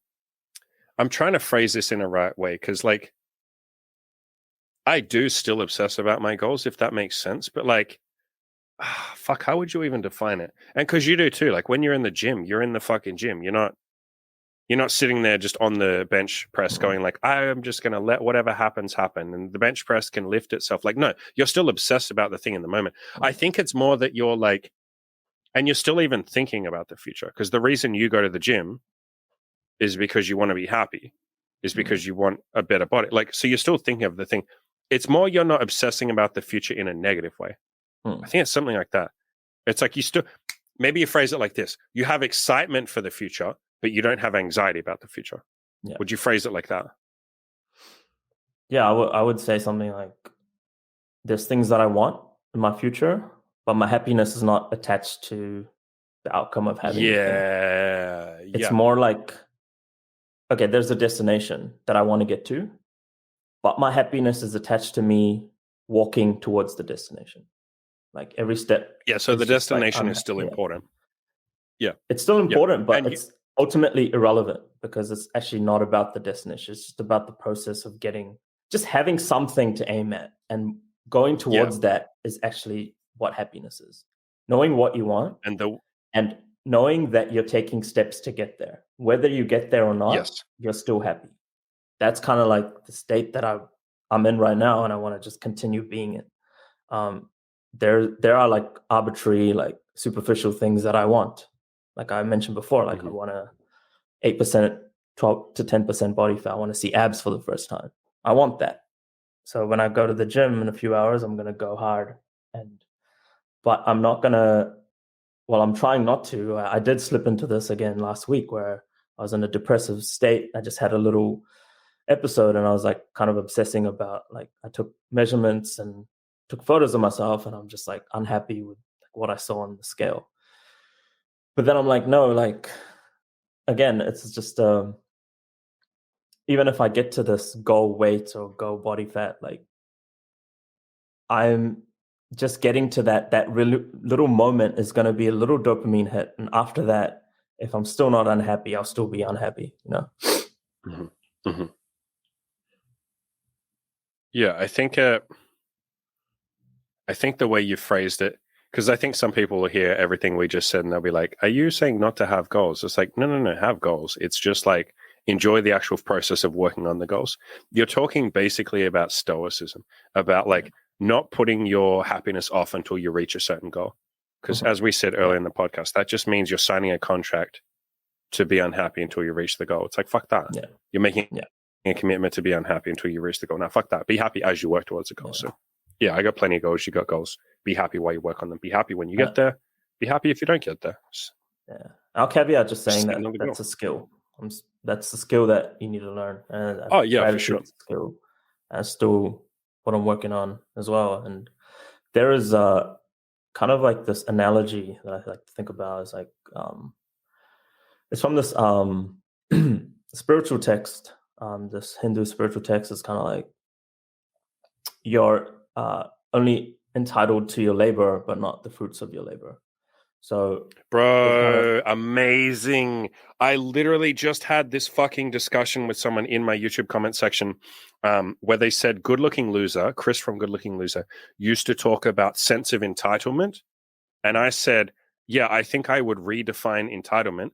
I think I would say you are entitled to go out and take action, but you're not entitled to the results. You're entitled to the action, but not the results. Yes. That's fucking. Can you say your statement again? I know I interrupted. Can you say it again? I want to write it down. The Hindu one. That was fucking amazing. Yeah, you're only entitled to your labor, but not the fruits of your labor. It's amazing. So it's kind of like, when I think about this analogy, is like my plants, right? Like, all I can do is I set this alarm to water my plants, but my monstera, like how it grows and what happens, I can't control that. That's nature. But what I can control is filling up water and watering. That's all I can do. Going to the gym, Yeah, I've got the personal trainer and I can do what he's telling me to do. But whether I get 6-pack in 5 months or 8 months, really out of my control, with just so many different factors. But as long as I'm doing what I can do in my control, the rest is just up to nature. Like, I can't really control it. Yeah, man. There's a Byron Katie, and if you guys can't tell, I'm obsessed with her. So are you. She has this quote where she says, there's 3 types of business in the world or in the universe. There's your business, there's other people's business, and there's God's business. And by God, she means, the universe or reality. She sometimes says reality. So, my business is like, I'm going to water the fucking plants. Andy's business is whatever the fuck Andy's business is. And then the universe's business is like, the plant will either grow or it won't. It might die because it's a fucking hot sunny day, and you couldn't control that. You can't control reality. You can't control the universe, if you want to call it that, or if you're spiritual, you can't control God or whatever higher power you might believe. And so just handle your business. Stop worrying about other people's business as well. Don't sit there and go, oh, well, fuck whatever weird business you might be worried about with someone else. Like, oh, this person Harry shouldn't be making pillow forts because that's beta. I mean, how many fucking people sit there and discuss like whether something's alpha and beta? It's like, is that your business? Why do you give a fuck if this guy's like beta or alpha? Like, how is that your business? That's not your business. You just handle your business, which you're probably not handling if you're worrying about other people's business. And then the other thing we do is we worry about like God's business or the universe's business. Where we sit there and go like, why is it raining today? It's like, well, hey, that's God's business or the universe's business. It's raining because the universe decided it would. You just handle your business. You get your umbrella, or don't go outside, or make sure you rug up. That's your business. So, yeah. Do you have any final shout outs? So anyone you want to shout out? Do you want people to find you? Would you like to stay anonymous? Do you want people to find your music? Do you want people to find you on the forums? I want to stay anonymous for now. Shout out to you. Shout out to this community. One thing I found is just, it's very wholesome. It's a very wholesome place. And all the dudes, you screen really well, I would say. Like, all the dudes are just amazing, like even in the Discord and stuff. And it's really rare to find that, I feel. If on the internet, especially with men, anonymous men on the internet, like, to find dudes who are really nice, kind, and just like supportive, it's rare. So you're doing a good job. Like, keep doing it. Bro, have you read through my YouTube comments? It's like, if you just go and pick like 20 random videos, especially the videos that have tons of comments, it's like 99.999% positive and encouraging on YouTube, for fuck's sakes. In the really YouTube comment section. It's fucking insane. It's like utterly fucking insane. So yeah, shout outs to everyone listening. Shout outs to all of you fucking guys. Shout outs to you, Harry. You were a hell of a lot of fun to work with. I mean, I know I told you that on the last call. And then you awkwardly just said like, okay, bro, like, thank you. Like, yeah, I can't. Taking compliments is something I know. You told me this. You told me this early on. But it was a lot of fun working with you. I really appreciate you coming on, bro. We talked for like 3 hours almost. Yeah, this was great, fun, solid, man. This was fun. I had fun. All right, everyone at home, if you want coaching, I'll leave a link in the description below. Go out and crush those goddamn goals. Do it. Peace out. Do it, pussy.